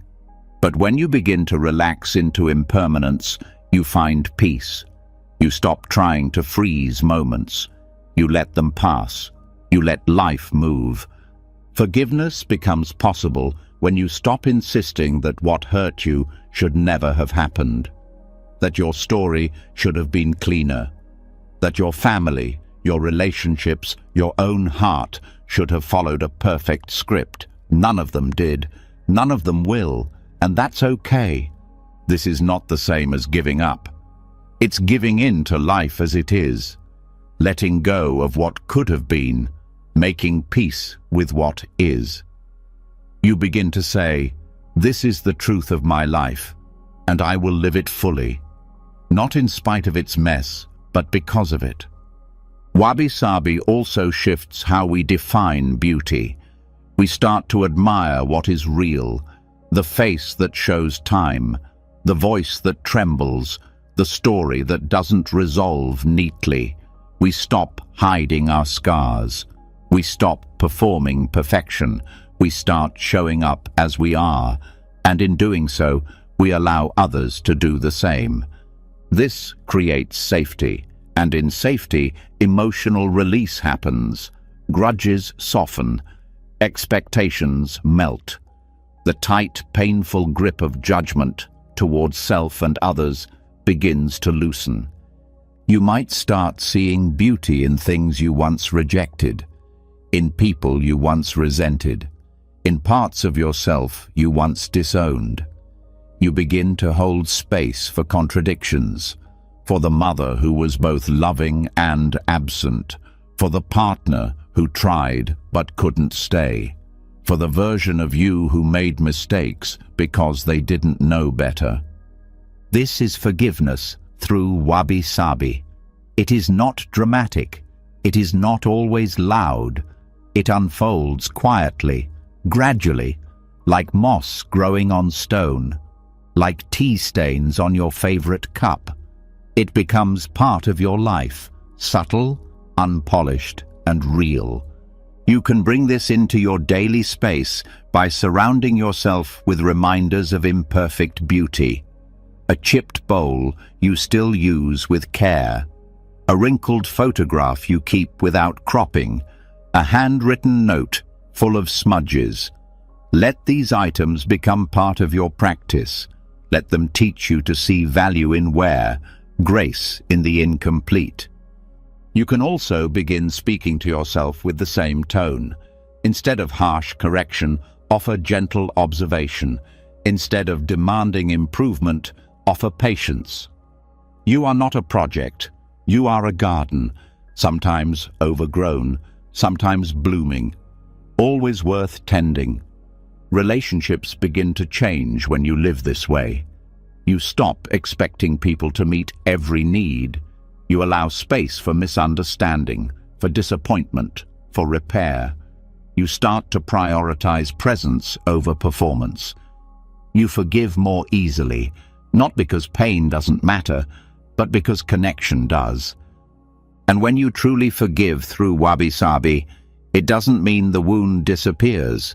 It means the wound becomes integrated.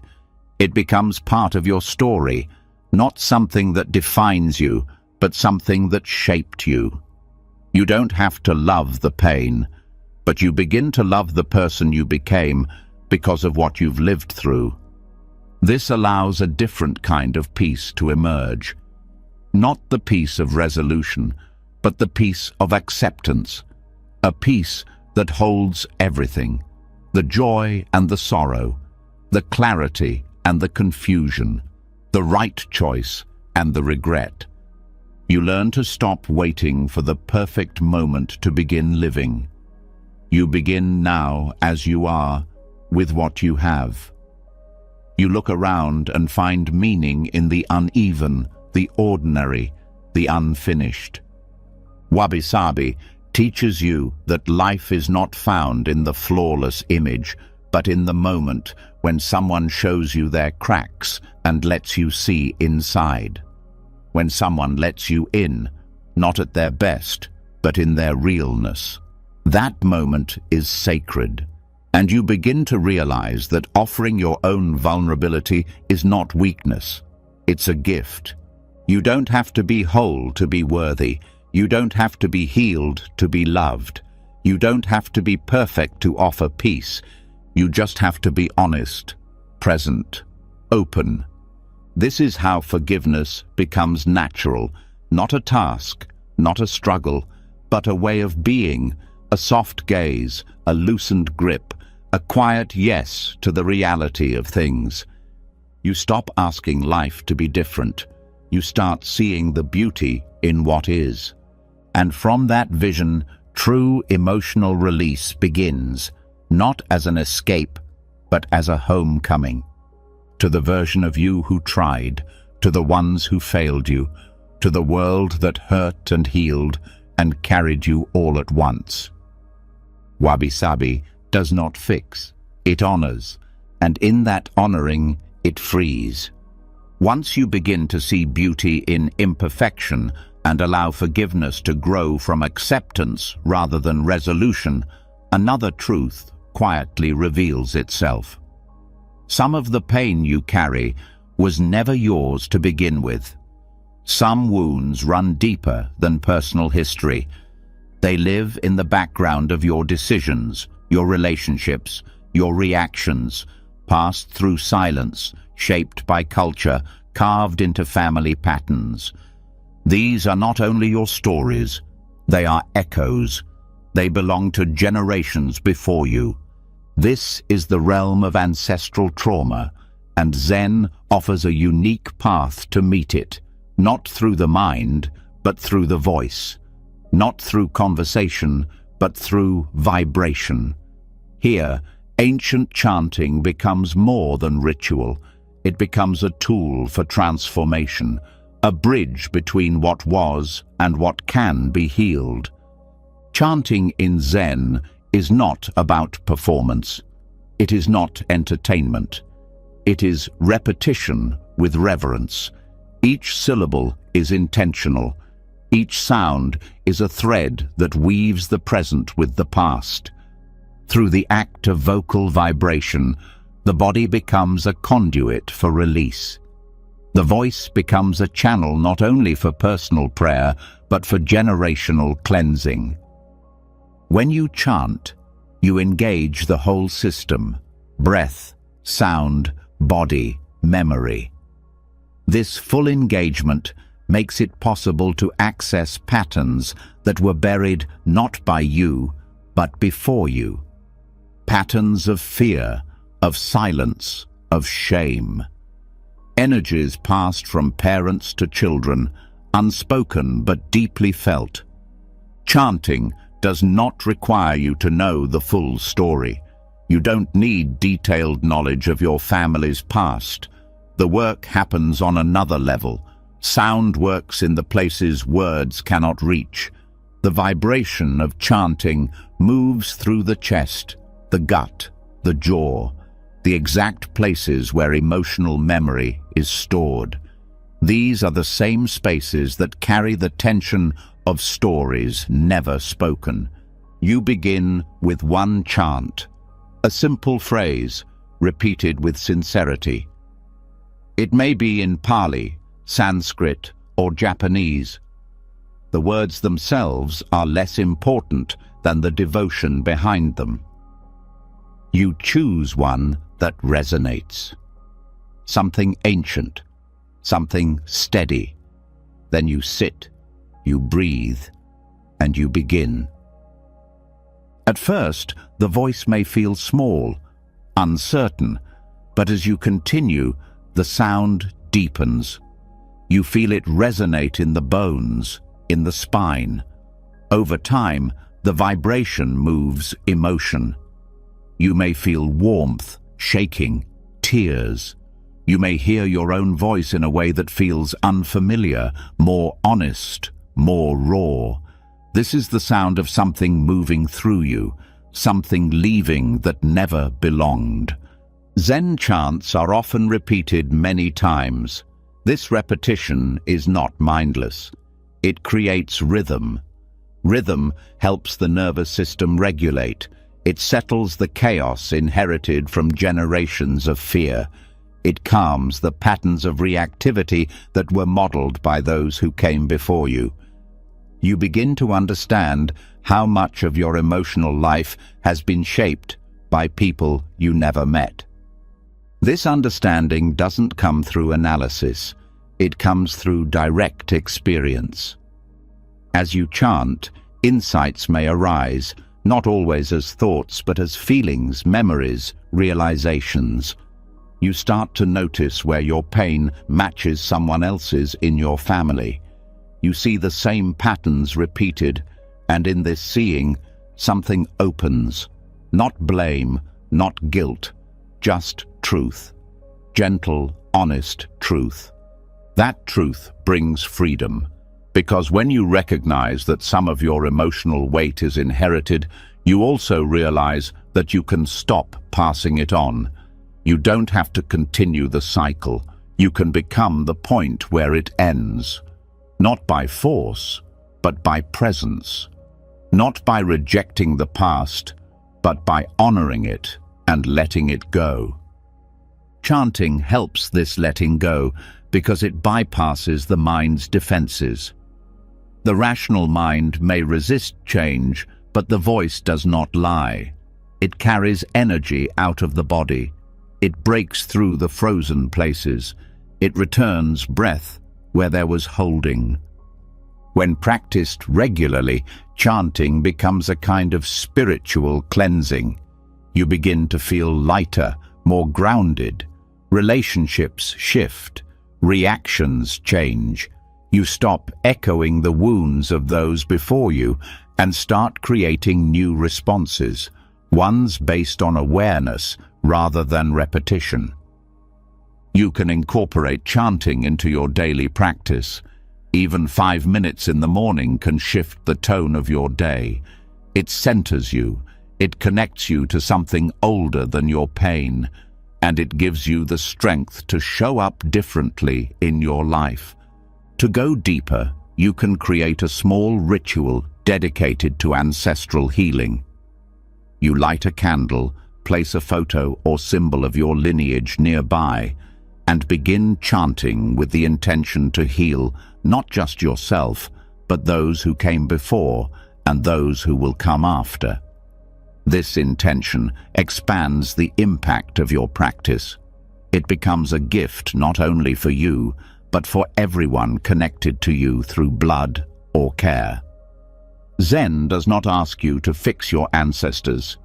It invites you to liberate yourself from what they could not release. You do this not by erasing them, but by transforming the energy they left behind. Chanting becomes the offering. Your voice becomes the vehicle. Some chants focus on compassion, some on wisdom, some on purification. Choose one that resonates with what you need. Trust the sound. Let it guide you. Let it teach you how to feel what was never spoken. Let it move what was never fully felt. As your chanting deepens, your awareness of interconnection grows. You stop seeing yourself as separate. You realize your healing is not isolated. Every time you release a piece of old pain, you open space in the collective field. Others benefit, even those you've never met, even those who hurt you. This is not abstract. It is real. Emotional energy moves through systems, families, communities, lineages. When you clear something, the system reorganizes. The next generation inherits less weight. You become a link of clarity in a long chain of history. Over time, the act of chanting becomes less about pain and more about peace. You no longer chant only to release. You chant to celebrate, to honor the life you've reclaimed, to offer gratitude to those who struggled before you made this possible, to bless those still finding their way. And in this ongoing practice, your voice changes. It becomes fuller, more grounded, more resonant. Not because you're singing, because you're speaking truth. Because your body is no longer holding so much. Because you are no longer afraid of what might come up. You learn to trust the sound, to trust the silence between the sounds. You begin to feel that every chant is an act of love. Love for the self, love for the ones who suffered, love for the world that continues to change. Healing ancestral trauma through chanting does not erase the past. It frees you from being trapped by it. It allows the memory to live without defining you. It transforms heaviness into wisdom, suffering into song, separation into connection. And the most beautiful part is this. You don't need to understand it all for it to work. You just need to begin. One breath, one phrase, one sound at a time. Until the voice becomes strong, until the heart becomes open, until the past can rest and you can live. As the voice clears, inherited weight through chanting, and the body feels lighter from the echoes it no longer carries, there often remains one final trace, something faint but persistent, a residue that doesn't live in the throat or the chest, but in the quiet corners of the mind. Thoughts unspoken, words unsent, feelings half-formed. These remnants do not dissolve with movement or breath. They need something else, a shape, a line, a form to hold them, even briefly, before they are let go. This is where Zen calligraphy becomes a practice of closure, not as art to admire, but as a sacred act of release. A brush, ink, paper, simple tools that become powerful vessels for pain, truth, memory, and transformation. Through writing, brushing, and letting go, we give form to what has no name and create space for something new to begin. In Zen, calligraphy is not about aesthetics. It is not about skill. It is about presence. Every stroke reflects the quality of attention. Every mark reveals the state of the heart. There is no correcting, no editing. What appears on the page is accepted as it is. This is what makes it a healing ritual. You begin not by choosing the right words, but by slowing down, preparing the space with intention, clearing distractions, centering the breath. You sit in silence until the body becomes still and the mind begins to quiet. The ink is prepared. The brush is held with respect. The paper becomes a mirror, not of perfection, but of the unspoken. What you write does not have to be beautiful. It does not even have to be legible. It only needs to be true. You might write a name, a memory, a phrase that lingers. You might write a word you never had the chance to say. You might write something you've told yourself 1,000 times, but never put into the world. The act of writing externalizes what the heart has carried. It turns pain into ink. It takes the formless and makes it visible. This is the first step in releasing it, not through denial, but through honoring. After writing comes the brush. Using traditional calligraphy tools is ideal, but not required. Any brush held with care becomes part of the ritual. You dip it into ink and bring it to the page. Here, movement matters more than meaning. The brush dances or presses, swirls or strikes. It follows your breath. It expresses what the voice cannot. You may choose a character that carries significance. In Zen, single characters like mu, nothingness, I, love, or ko, light, hold profound depth. You can repeat a stroke again and again, not for beauty, for truth. Each brushstroke becomes a declaration. I see this, I feel this, I let this move through me. The texture of the ink, the resistance of the paper, the sound of the bristles, all of it becomes part of the ritual. You are not just writing, you are participating in the act of transforming emotion into form. The act itself is enough. No one needs to see what you create. It is not for judgment. It is not for display. It is for closure. Closure does not always come through understanding. It often comes through embodiment. The hand moving with intention, the ink drying as breath steadies, the brush being cleaned after use. These actions tell the body, this is complete. This is no longer inside. This has been given a place. And then the final step, the burn. This part of the ritual is done with care, with reverence. You do not burn out of anger. You burn to release. You take what you have written or brushed, fold it gently, and bring it to flame. You watch the ink turn to smoke, the paper curl into ash. This is not destruction. It is transformation. As the paper burns, so does the weight you placed into it. You let it go physically, not metaphorically. You witness its end. Not to erase the memory, but to mark the turning point. To say, I have carried this long enough. I have seen it. I have honored it. I now release it. The fire becomes sacred, not wild, not rushed, controlled and calm. It becomes part of the closure, part of the return to the present.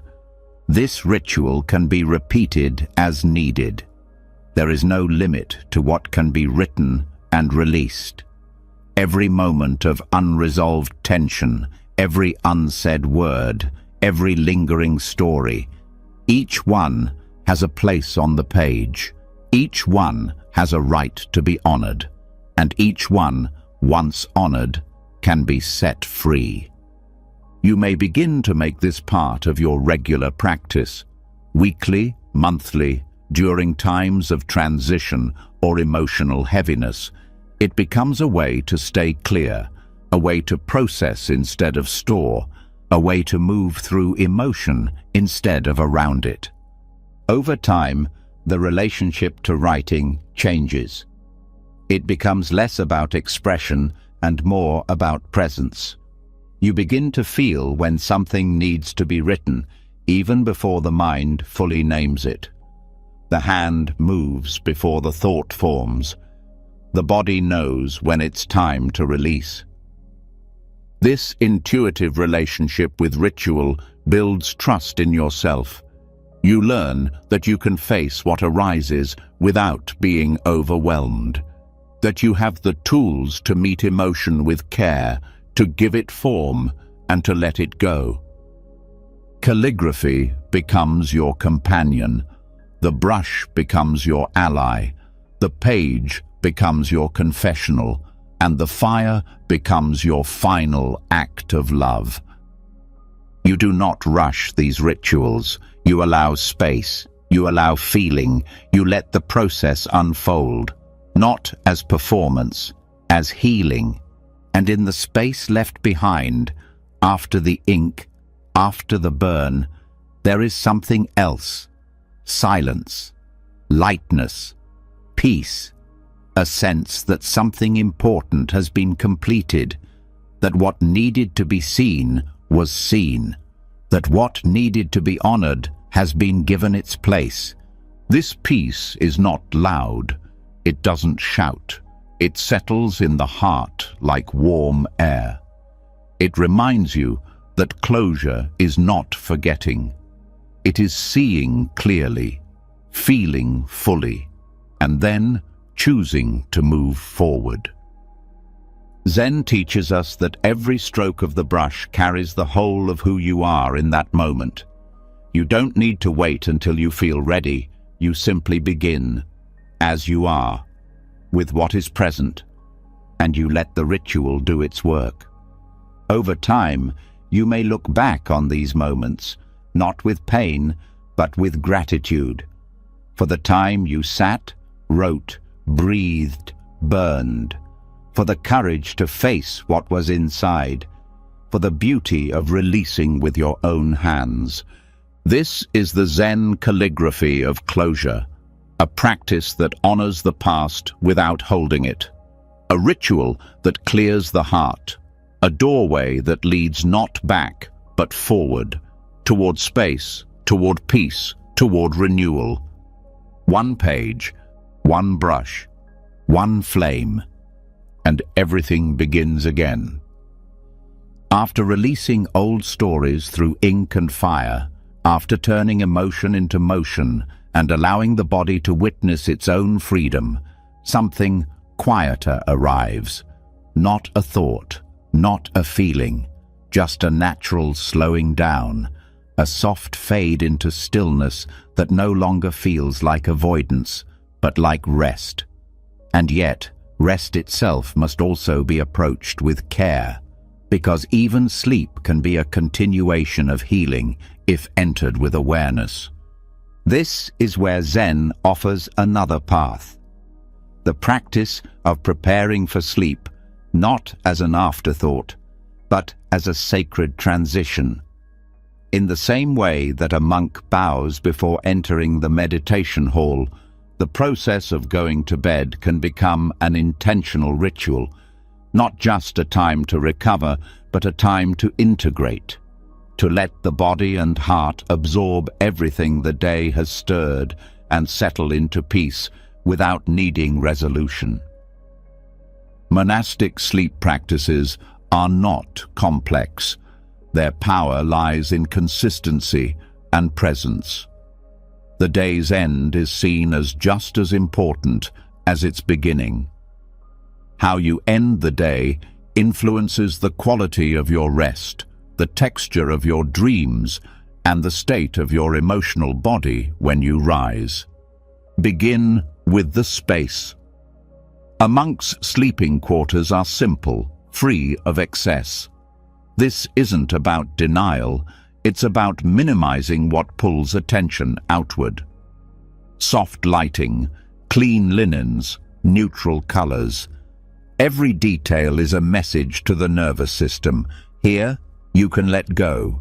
You don't need to recreate a temple. You only need to create quiet.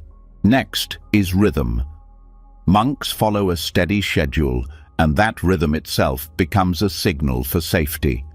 When the body knows what to expect, it begins to relax.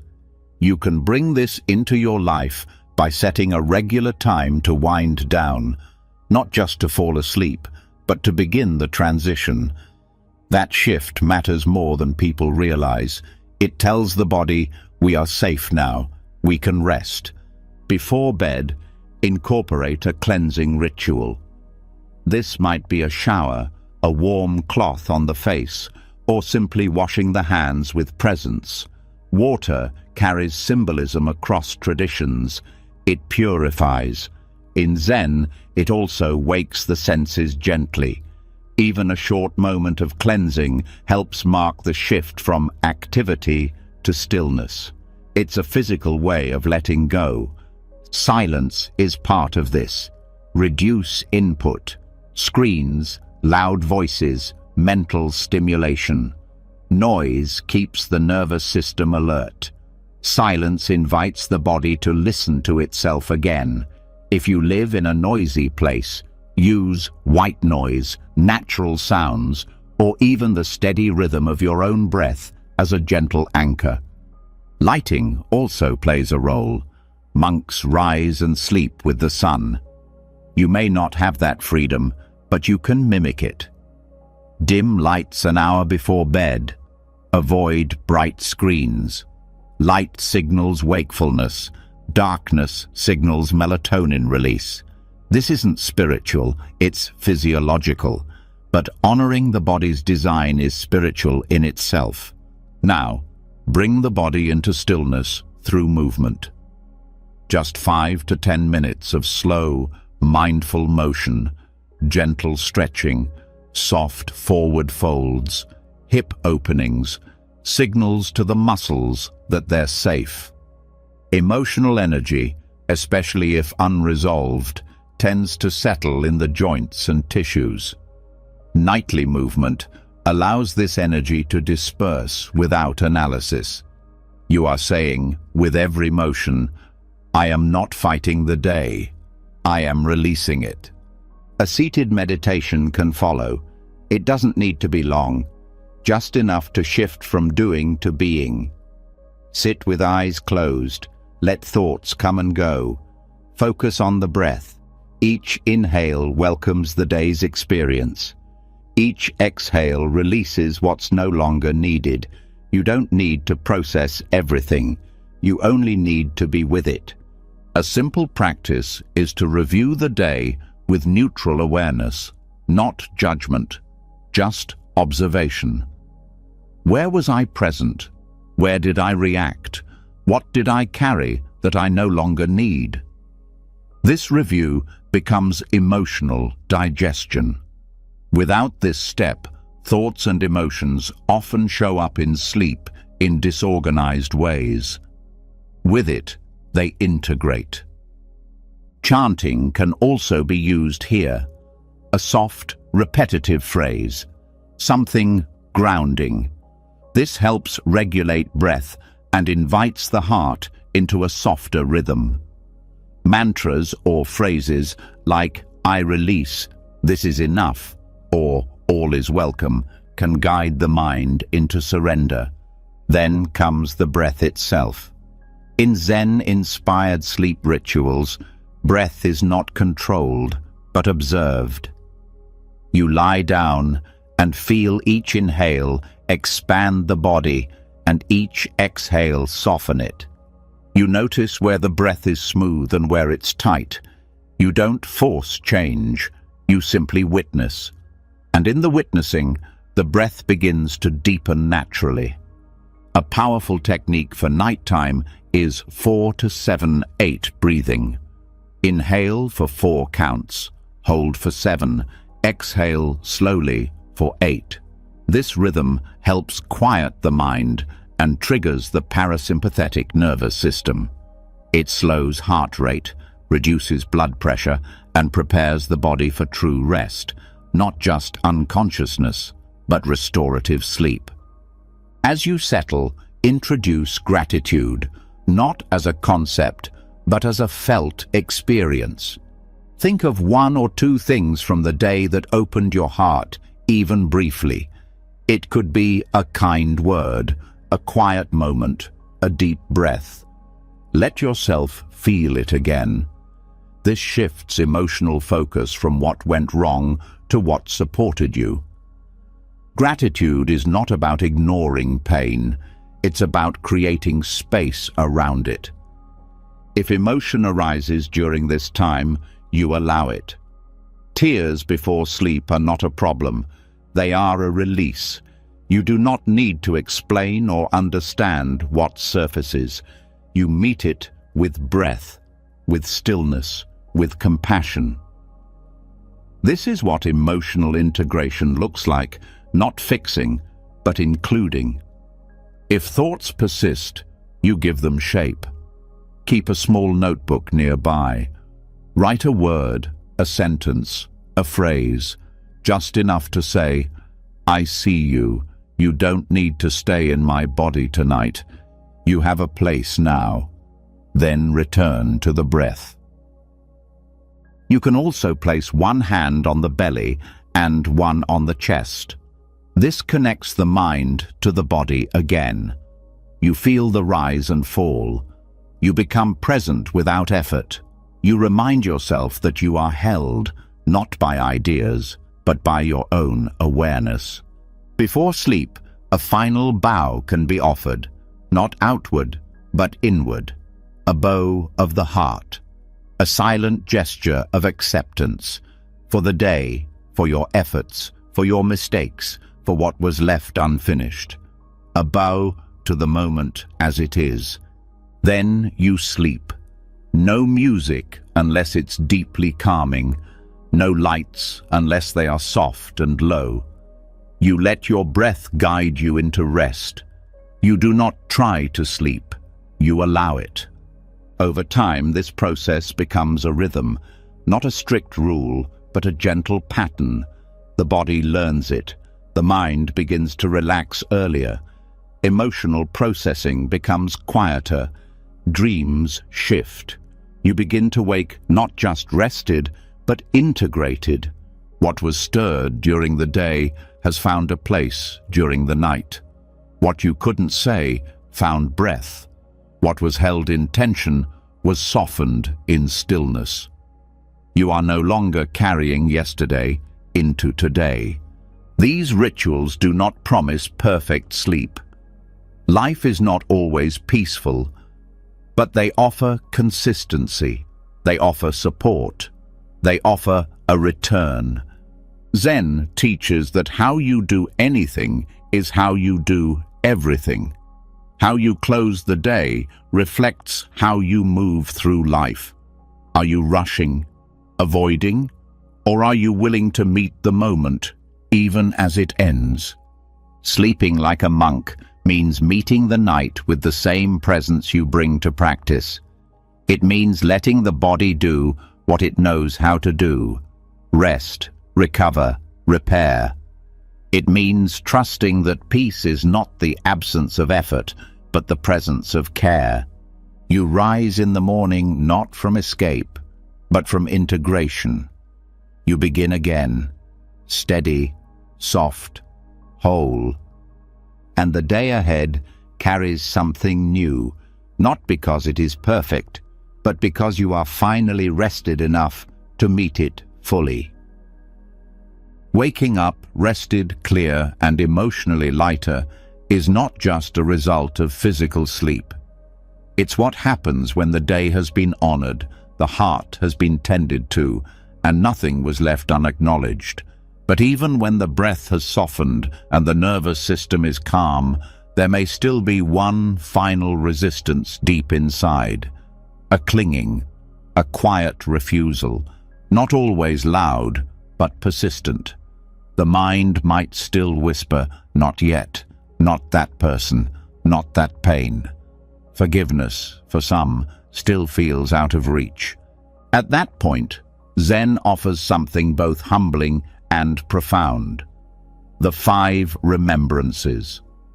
A teaching so simple and so honest that it cannot be debated or denied. It speaks directly to the human condition and asks you to see life as it truly is, without illusion. And in doing so, it opens the locked door to compassion, not by bypassing pain, but by placing it within the context of mortality. The 5 remembrances are reflections traditionally recited to confront the reality of impermanence. They are not meant to frighten or sadden. They are meant to clear away everything that prevents true presence. They remind us that everything we fear, resist, and grieve is part of the same cycle that includes birth, growth, decline, and death. And within that cycle, there is no space for pride, bitterness, or the fantasy of permanence. Each remembrance speaks directly to the mind's hidden attachments. The first teaches that we will grow old. Not might, will. No matter how strong or capable we are now, our bodies will change, our strength will fade, and this includes not only ourselves, but everyone we know. This is not tragedy, it's truth. When we remember this deeply, the heart softens. We stop expecting others to be perfect. We begin to let go of resentments built on unrealistic expectations. The aging parent, the changing partner, the faltering friend, all of them are part of the same cycle. And so are we. The second remembrance teaches that sickness is part of life. Again, not a possibility, but a certainty. Physical vulnerability is not a sign of weakness. It is a condition of being human. When we see this clearly, we become less judgmental of ourselves and others. We stop blaming people for breaking down. We recognize that pain, both physical and emotional, is woven into the fabric of existence. This brings humility, and with humility comes forgiveness. The third remembrance is that we will die. This is not to be feared, but accepted. It is not meant to bring anxiety, but clarity. The knowledge of death strips away everything that doesn't matter. All the grudges, the arguments, the silent punishments we hold against others, they lose their power when seen through the lens of mortality. If you knew today was your last, who would you forgive? What would you release? These are not dramatic questions, they are practical ones. Death, when contemplated deeply, sharpens the vision. It helps us see what's real. The fourth remembrance reminds us that everything we love will change, that we cannot keep anything, not people, not possessions, not even our own identities. This is the hardest truth and the most freeing. Attachment to what must change always leads to suffering. When we accept this, we stop resisting loss and start loving more openly. We no longer punish others for not staying the same. We stop trying to hold people still. We learn to meet them where they are, not where we want them to remain. The final remembrance is that our only true belonging is in our actions, not our reputation, not our relationships, but what we do, how we live, how we show up. This one teaches responsibility. It reminds us that no matter what others have done, our own peace depends on how we respond. This remembrance empowers. It puts the key to freedom in our own hands, not through blame, but through choice. Taken together, the 5 remembrances form a lens through which all grudges, conflicts, and emotional injuries can be viewed with greater perspective. They don't erase pain, but they reframe it. They place it within a timeline that is always moving, and that movement allows forgiveness to become possible, not as an abstract ideal, but as a necessary act of compassion. Meditating on these truths daily changes the way you live. It also changes how you relate to others. You begin to speak more gently. You stop clinging to old hurts. You realize that time is not guaranteed, and connection matters more than being right. Forgiveness, when approached from this space, is not forced. It flows. It no longer depends on the other person changing.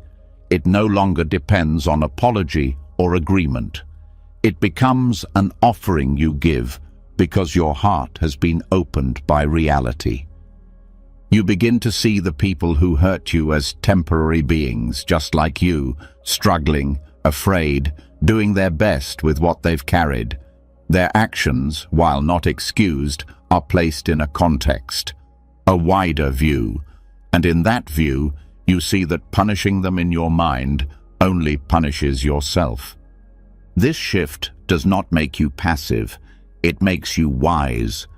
You still set boundaries, you still walk away from harm, but you do it with peace, not anger, with clarity, not revenge, with love, not illusion.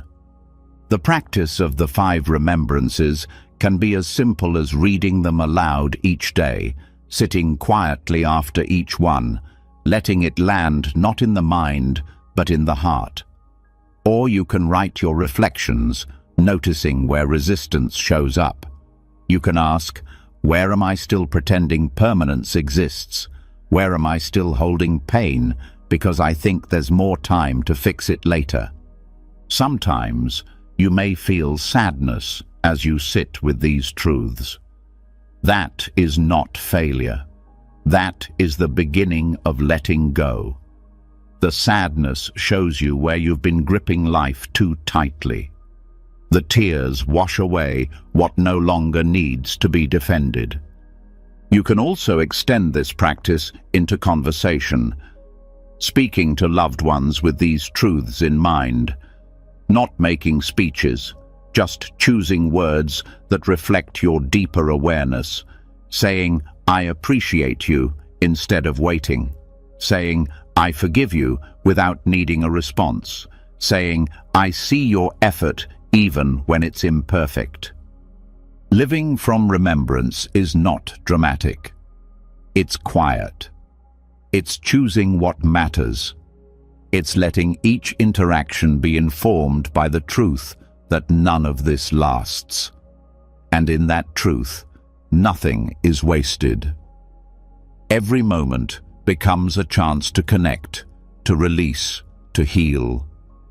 Even when the wound is deep, even when the betrayal seems unforgivable, these remembrances offer a bridge. They remind you that your time is finite, that your peace is valuable, that your heart is worth protecting, not with walls, but with understanding. You begin to realize that forgiveness is not about them. It's about you. It's about laying down the burden, walking a little lighter, loving a little freer, and meeting the inevitable changes of life with a heart that is open, not because it was never hurt, but because it learned to let go. This is how Zen turns death into a teacher, not to scare, but to awaken, not to silence you, but to soften you, not to end something, but to return you to what matters most. And from that place, forgiveness is no longer a decision. It is the only thing left to do. When the truth of impermanence is fully felt, something inside loosens. The grudge that seemed justified begins to seem less important. The urgency to be right fades into a quiet desire to be at peace. And in that softening, another layer of the self begins to emerge. Not the part that holds pain against others, but the part that still aches from what it never received. A younger voice, less defended, more vulnerable. One that doesn't speak loudly, but waits to be noticed. This is the voice of the inner child. Forgiveness of others often begins with something we overlook. Forgiveness of the younger self. The self that made choices without understanding.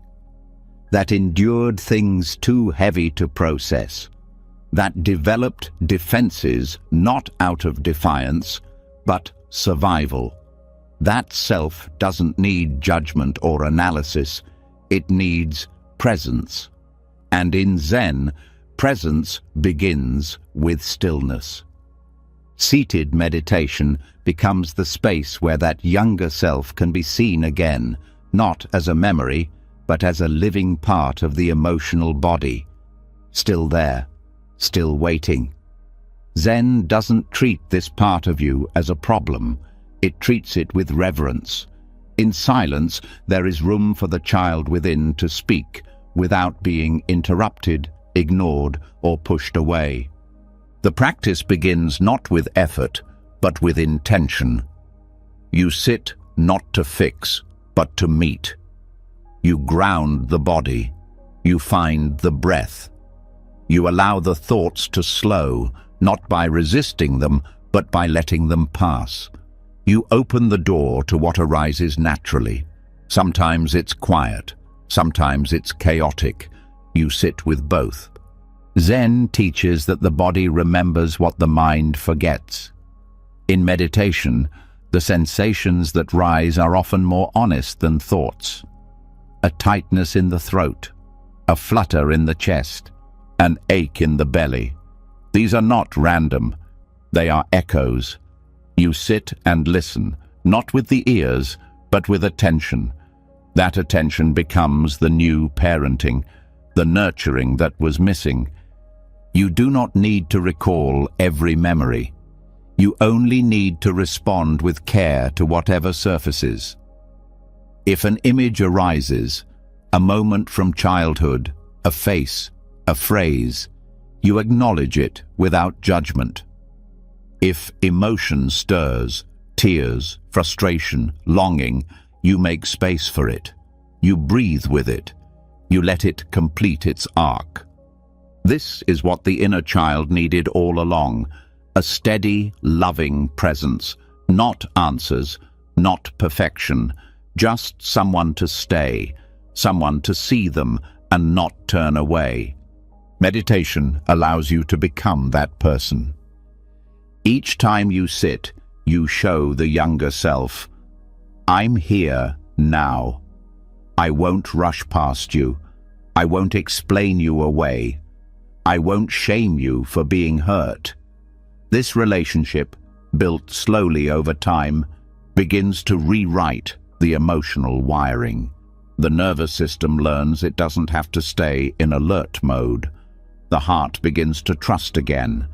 Stillness gives this space to grow. It creates a consistent rhythm, like a safe home. The seat, the cushion, the posture, all become symbols of reliability. The mind may resist, but the body begins to know, this is where I am held.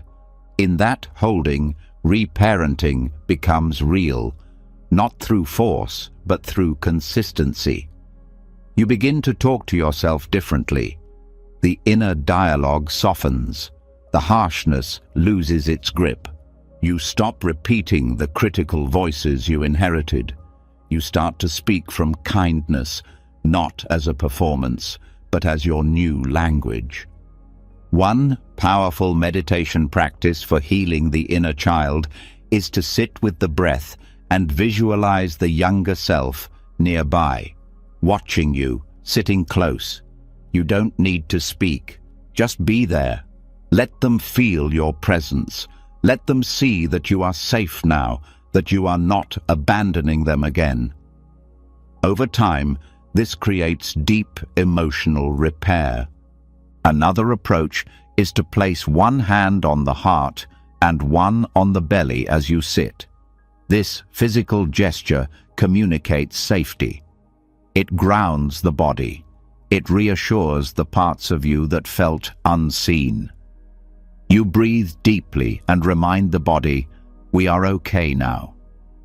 This is not pretending. This is creating a new baseline of emotional safety. Sometimes words may help. In meditation, you can silently repeat phrases of reassurance, simple and true. I'm here. You didn't deserve what happened. You are safe with me. These words, offered from presence, carry more weight than any external approval. Zen emphasizes non-attachment, but this does not mean disconnection. It means seeing clearly. When you sit with your inner child, you're not clinging to the past. You're acknowledging the part of you that never stopped living inside the body. You're allowing the truth of your history to be integrated rather than hidden. Emotional pain often repeats because it was never felt in safety. Meditation creates that safety. It doesn't ask you to relive trauma. It invites you to feel what is present now with compassion. That's where healing begins, not by digging for pain, but by allowing what wants to come forward. This process also changes how you relate to others. When your inner child feels heard, you stop projecting unhealed wounds onto relationships. You no longer need others to fix what was broken. You no longer interpret every conflict as rejection. You meet others with less urgency, more grace. You also become more forgiving.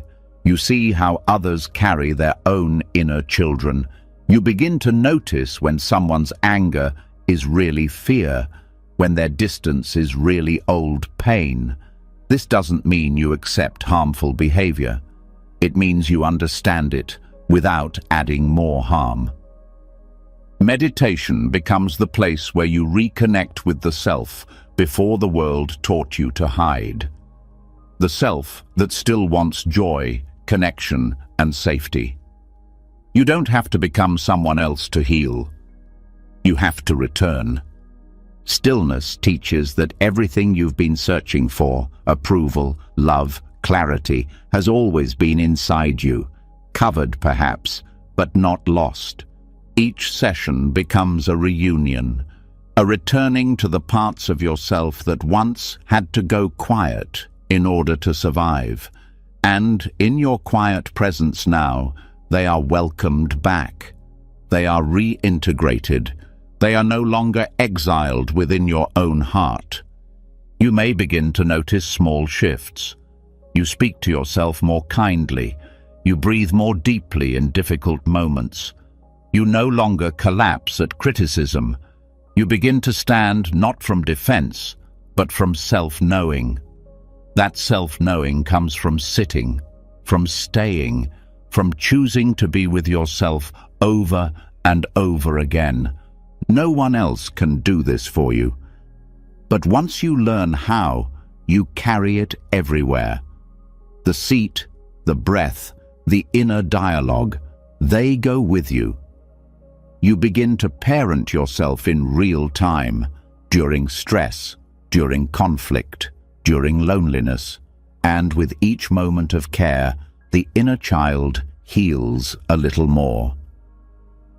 Zen does not offer healing as a finish line. It offers it as a path, a practice, a way of living. And healing the inner child through stillness is not about fixing a broken past. It's about becoming the adult who no longer abandons the self, who shows up, who stays. And when you stay with yourself, forgiveness becomes less of an effort. It becomes your nature, because you're no longer punishing the self for being wounded. You're no longer demanding perfection before peace. You are accepting the truth of who you've been and offering love to who you are becoming. This is how meditation becomes medicine, how presence becomes parenting, how stillness becomes the most powerful form of support. Not because it changes what happened, but because it finally gives your past a place to rest. When the inner child has been seen and soothed in stillness, when your presence becomes the place of comfort you always needed, there comes a sense of quiet that feels new. Not silence from absence, but silence that holds. In that stillness, the nervous system settles. The breath slows, but even here, something faint may linger, a subtle unrest, a tightness beneath words, a feeling that something is still stuck. Not in the story, but in the body, in the places the mind cannot reach. Zen offers many doorways into healing, and one of the most overlooked is the doorway of sound. There are emotions that language cannot touch, patterns that cannot be reasoned with, wounds so deep that they no longer have a story. They have a vibration, and that vibration lives in the tissues, in the breath, in the frequency of the mind itself. This is where the sound of singing bowls becomes a bridge, not for entertainment, not for distraction, but for real release. Singing bowls, when used with presence, do more than create beautiful tones. Their frequencies interact directly with the body's own energy field. Their vibrations don't just travel through air. They move through the skin, the bones, the fascia, the nervous system. They work where logic ends, where feeling begins. Zen does not separate sound from silence. It understands them as partners. The resonance of a bowl arises from silence and returns to it. This cycle mirrors emotional integration, the rising, the vibration, the fading, just like breath, just like feeling, just like the nature of the mind itself. When you work with singing bowls, you are not adding something to yourself. You are clearing space. The sound becomes a tool for dissolving emotional residue that lingers even after conscious healing has begun. The tight chest, the racing thoughts, the restless sleep, all of these can be signs of energetic clutter. Not trauma that needs retelling, but sensation that needs moving. Begin with intention, not to fix or chase an outcome, but to open. You sit comfortably. You place the bowl where the sound can resonate around and through you. It could be in front of you, beside you, or even resting on your body if done carefully. You strike or circle the rim slowly, letting the tone swell and fade. The first thing you notice is the breath. It often deepens on its own, not from force, but from resonance. The sound invites the body to trust, to let go. You feel the tone move through you, not just hear it. It shifts internal rhythm.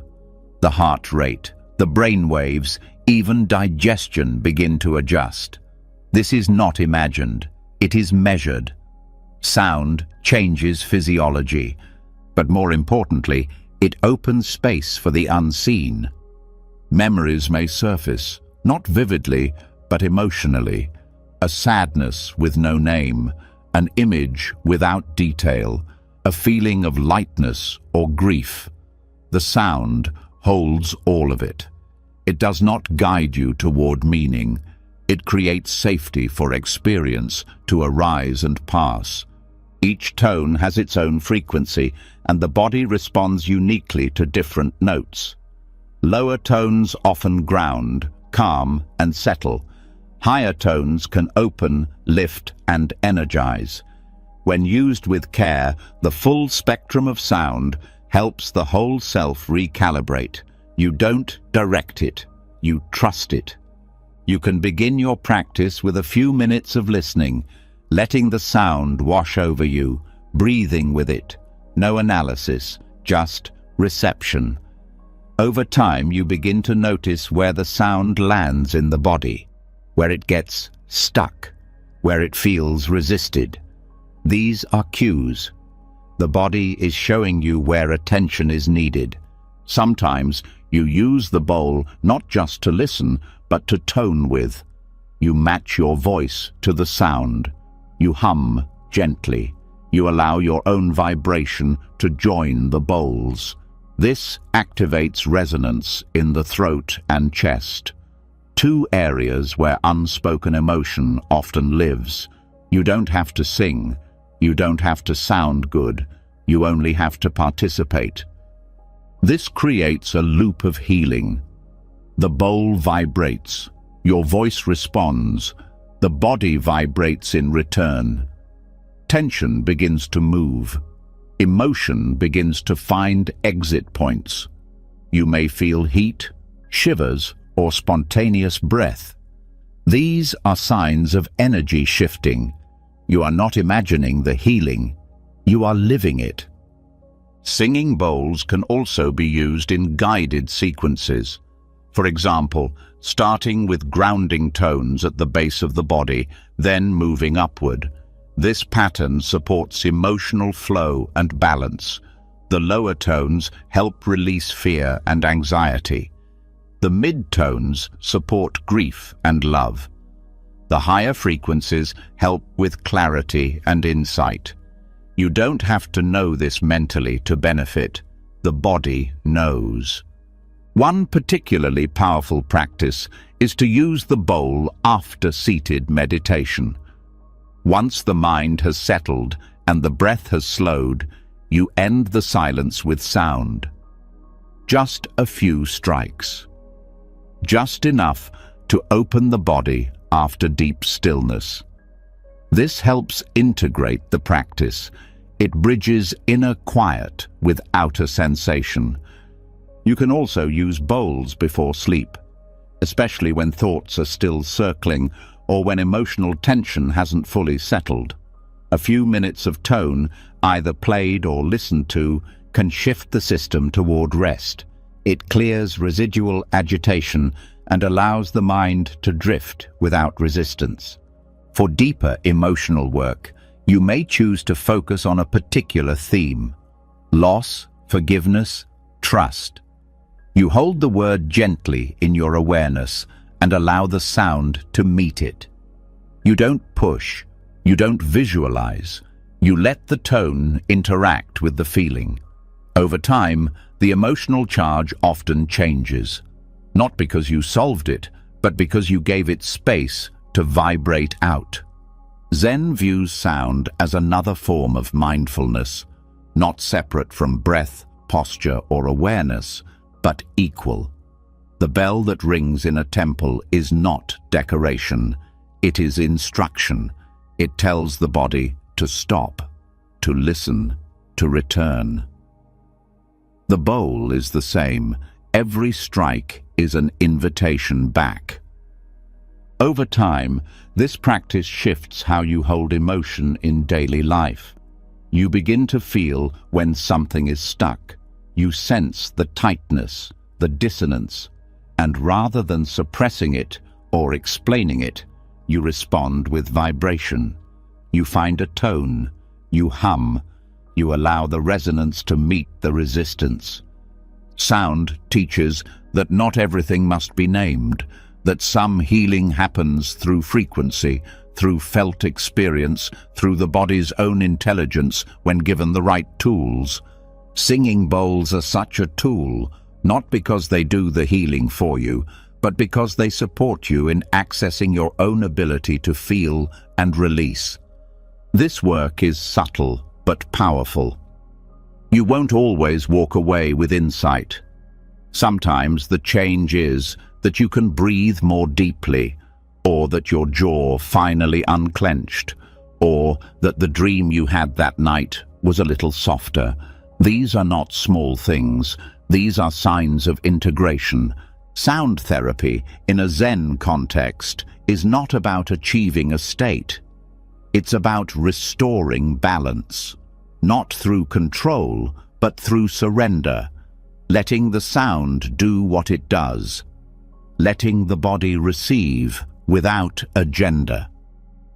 You begin to listen to yourself differently, to the sound of your own breath, the tone of your thoughts, the vibration of your relationships. You become more attuned, less reactive, more in rhythm. And as you return to the bowl again and again, you start to trust something simple. Healing doesn't have to be hard. It doesn't always have to be deep work. Sometimes it's letting sound reach what words can't, letting vibration move what thinking never could. This is how singing bowls become a companion on the Zen path. They do not replace silence. They return you to it, cleared, lighter, open. And in that openness, peace is not something you seek. It becomes the space you begin to live from. After sound has moved through the body, after vibration has softened tension and brought awareness to places words could never reach, you return to life with more space inside. You feel clearer, lighter, but then life meets you again, not in silence, not in serenity, but in friction. Someone says something that stings, a boundary is crossed, a misunderstanding builds, and before you know it, the nervous system tightens, breath shortens. The peace you worked for feels like it's slipping through your fingers. This is the true test of presence, not in stillness, but in conflict. Zen does not remove conflict from life. It teaches how to meet it differently, not with suppression, not with passivity, but with awareness. Conflict is not a failure of spiritual practice. It is a chance to deepen it. And through Zen, even arguments can become part of the path, not because they feel good, but because they reveal where you are still attached, still reactive, still protecting something fragile inside. The first step in mindful conflict is staying in the body. When tension arises, most people move into the mind. They prepare defenses, they build narratives, but the body is where the truth lives. You notice the clenched jaw, the rising heat in the chest, the desire to interrupt. These are signals, not to act, but to pause. Zen teaches that the pause is powerful. It is not avoidance. It is where clarity lives. A single breath before responding can change everything.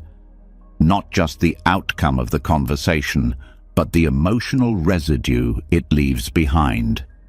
When you remain present during conflict, your goal shifts. You are no longer trying to win. You are trying to stay, to remain connected to yourself while engaging with another. This shift changes your tone, your words, your energy. You stop escalating.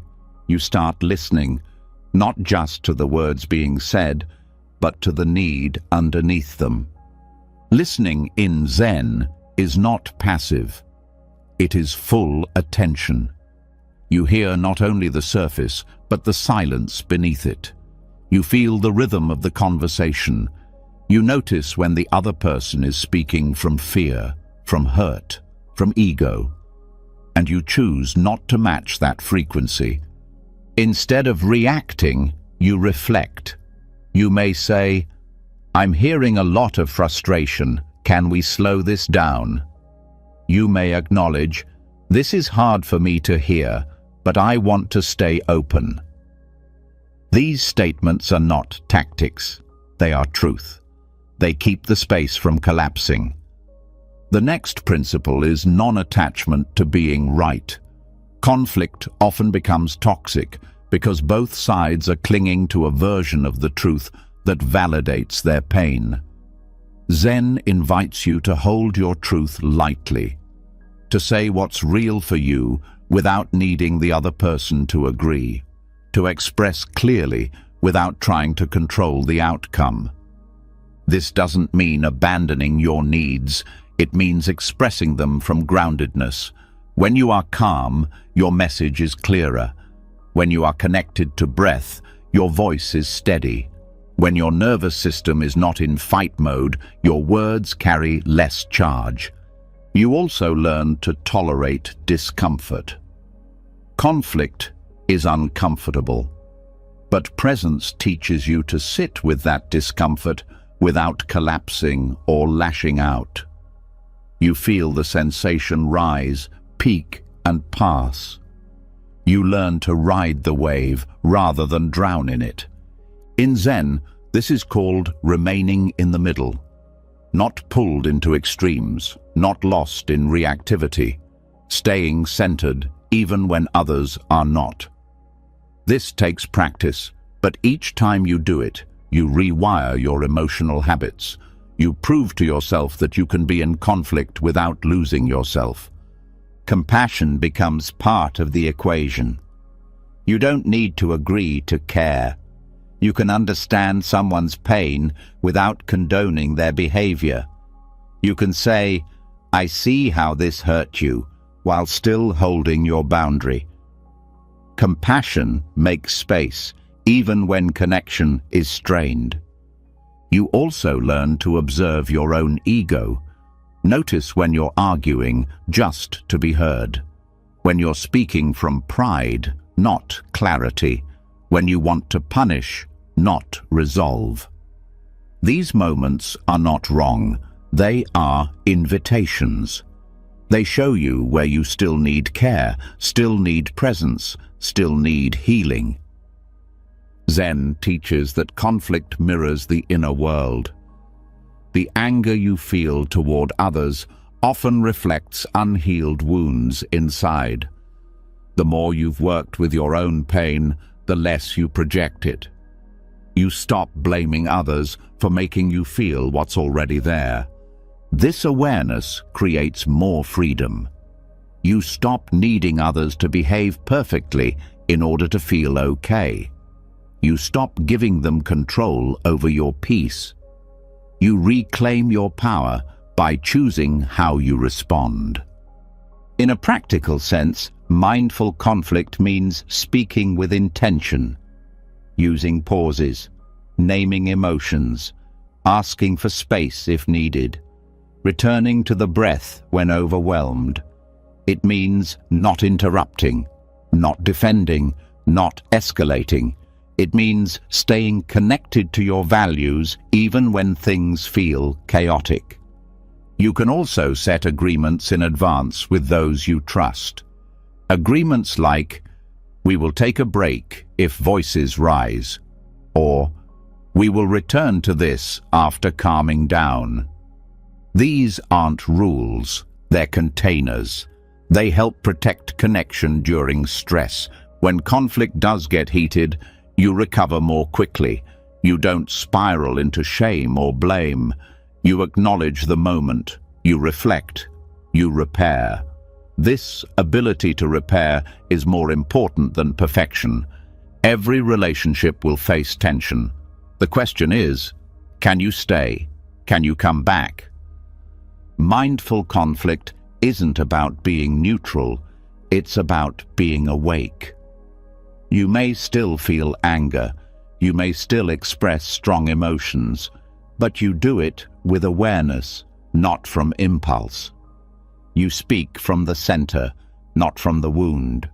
And when the argument ends, there's less residue. You don't carry the weight into the next day. You don't replay it endlessly. Because you were there, fully. You didn't abandon yourself. You didn't betray the other. You stayed in the fire, and it didn't burn you. It refined you. Over time, your presence becomes part of your reputation. People feel safer around you, even in hard conversations. They trust your steadiness. They respect your honesty. And you begin to trust yourself more too. Conflict then becomes part of the path. A teacher, a mirror, a chance to deepen, not distance. This is the Zen way, meeting life as it is, meeting others as they are, staying grounded even in tension, choosing presence over protection, choosing clarity over chaos, and choosing peace, not because it's easy, but because it's worth it. One breath, one pause, one honest word, and the fire becomes light.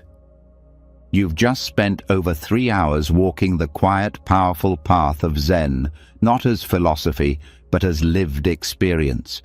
You've faced the weight of old wounds, not by running from them, but by sitting with them. You've learned to release justice and embrace peace, to listen without reacting, to forgive without needing permission. You've used breath, sound, stillness, dreams, and even ink to return to what matters. From letting go of deep resentment to sleeping like a monk. From holding your inner child with compassion to walking with past pain until it finally dissolved. From honoring grief with each step in your garden to sending old stories up in smoke. You've practiced presence not just in quiet, but in conflict, not just in solitude, but in connection. This isn't just Zen, it's your life, reclaimed. And now, I want to hear from you. Which moment spoke to you the loudest? Which practice are you going to start tonight? Drop a comment below and write, "My peace begins with." Then complete the sentence in your own words. Let your healing speak. Let it inspire someone else. If this journey moved you, supported you, or simply gave you a breath of calm in a chaotic world, subscribe to the channel. Click the bell so you'll know when we walk this path again, because your healing isn't done, and neither is this journey. Now, close your eyes, take one last breath, and carry the silence with you.